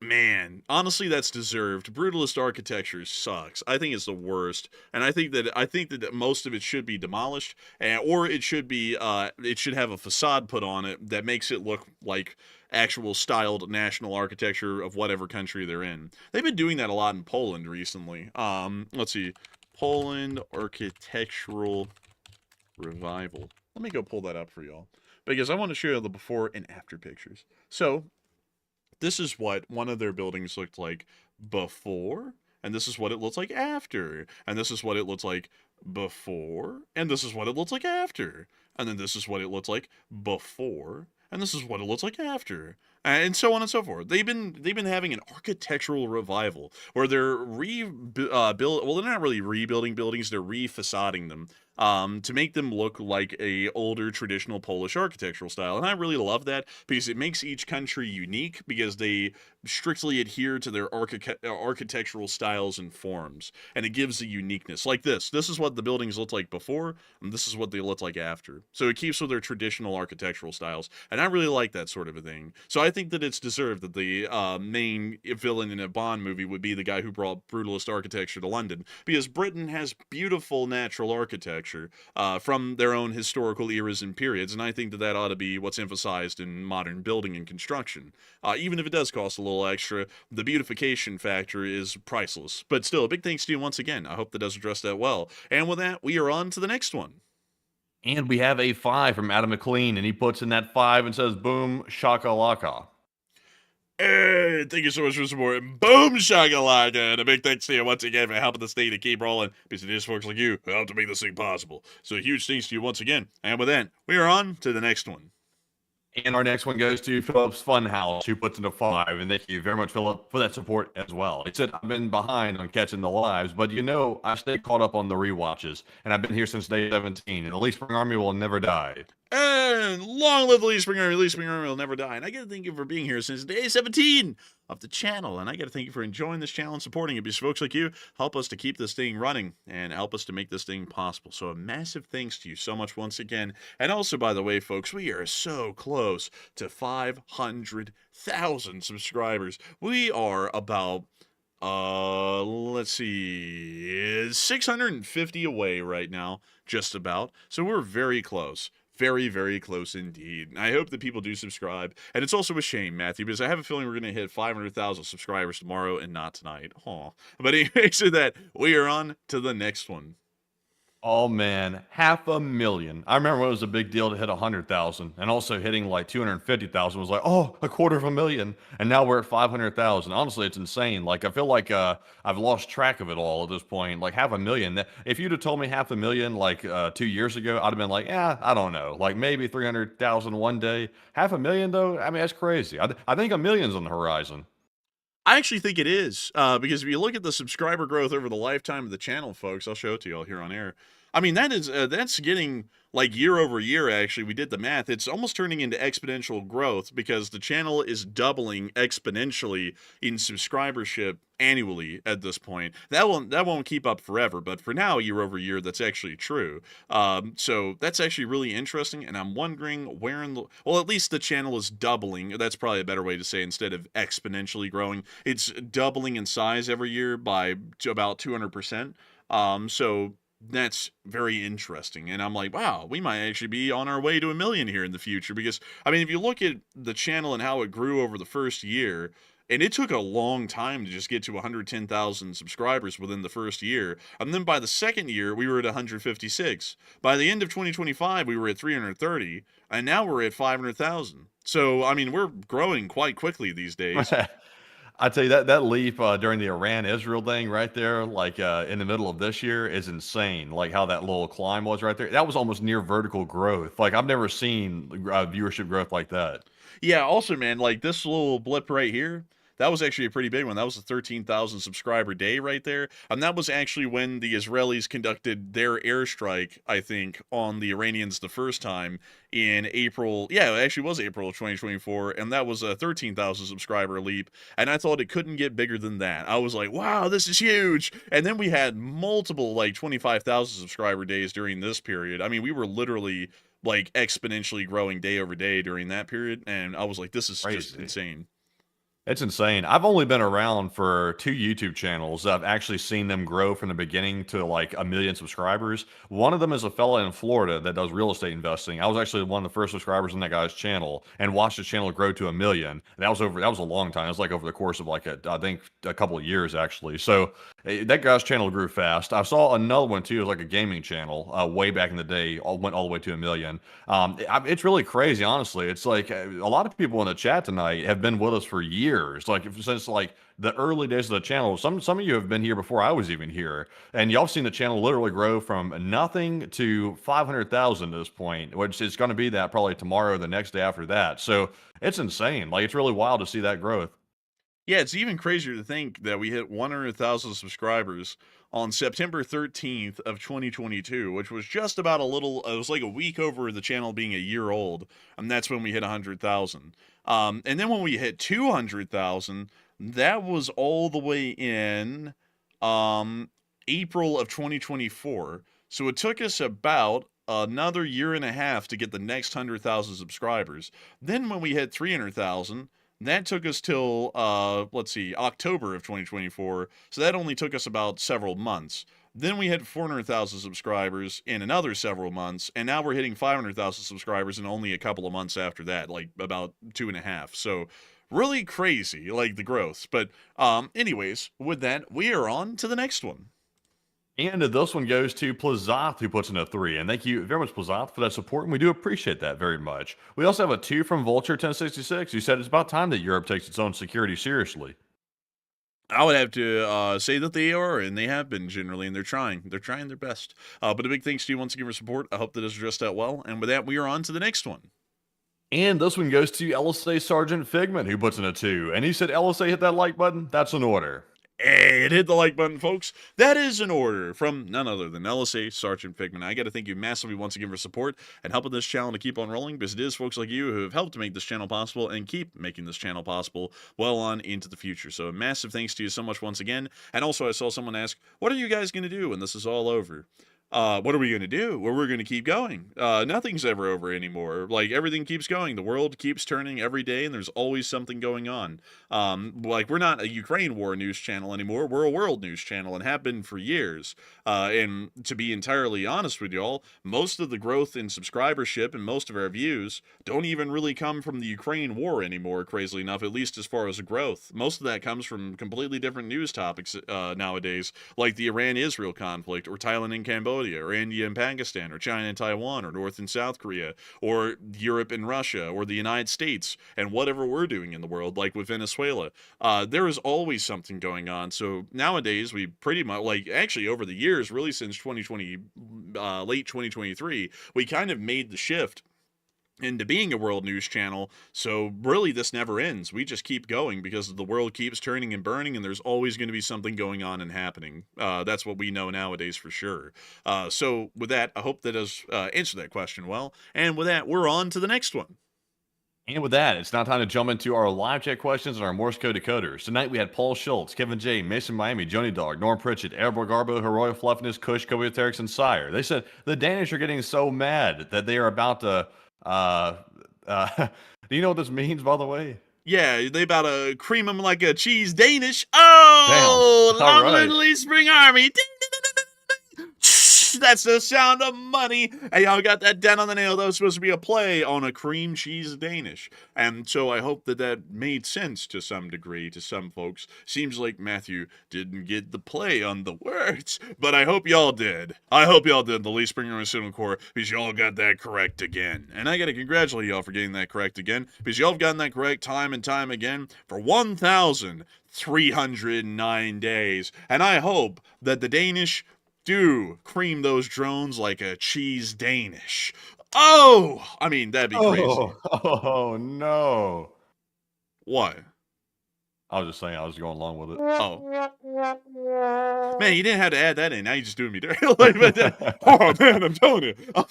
Beyond that, I got to congratulate y'all once again. And with that, folks, due to time constraints, I'm so sorry, folks. I did try and make sure that we would have some time for some live chats tonight, but we have gone over time. And so we will be making sure to get 3 live chat questions for the night and then rounding this thing on out so that way we can have a little bit of a breather, because nowadays our streams are like 4 hours long as a norm. And I want to make sure that we get a little bit of a breather so that way we can have some stamina to keep running tomorrow and the years beyond. So with that, we are on to the third to last question of the night. And this one goes to Triberium, who said, could these also be the same drones that harassed the East Coast of the United States earlier in the year? I don't think so. Like, me personally, I don't really think so. I'm doubting it. But I hope that it does address that well. And we are on to the second to last question of the night. And this one goes to OK State, who said, did y'all see that Venezuela Air Force flew Su-30s armed with Russian anti-ship missiles today during their own exercise? And what are your thoughts? We actually covered that a while ago. That was several days ago, if I'm not mistaken. And let me see here. Let's see, raising readiness. The vessel attack, vessel hit, military exercises. That would have been last week, actually, because it was on one of our maps. And that would have been from last week because we talked about the missiles on board the Su-30s and their flights. But that happened about last week. And so we did hear about it, and it was interesting, and we did note that. So with that, I hope that does address that the best I can. And with that, we are on to the final question of the night. So who is the lucky last person to throw in the lucky last question of the night?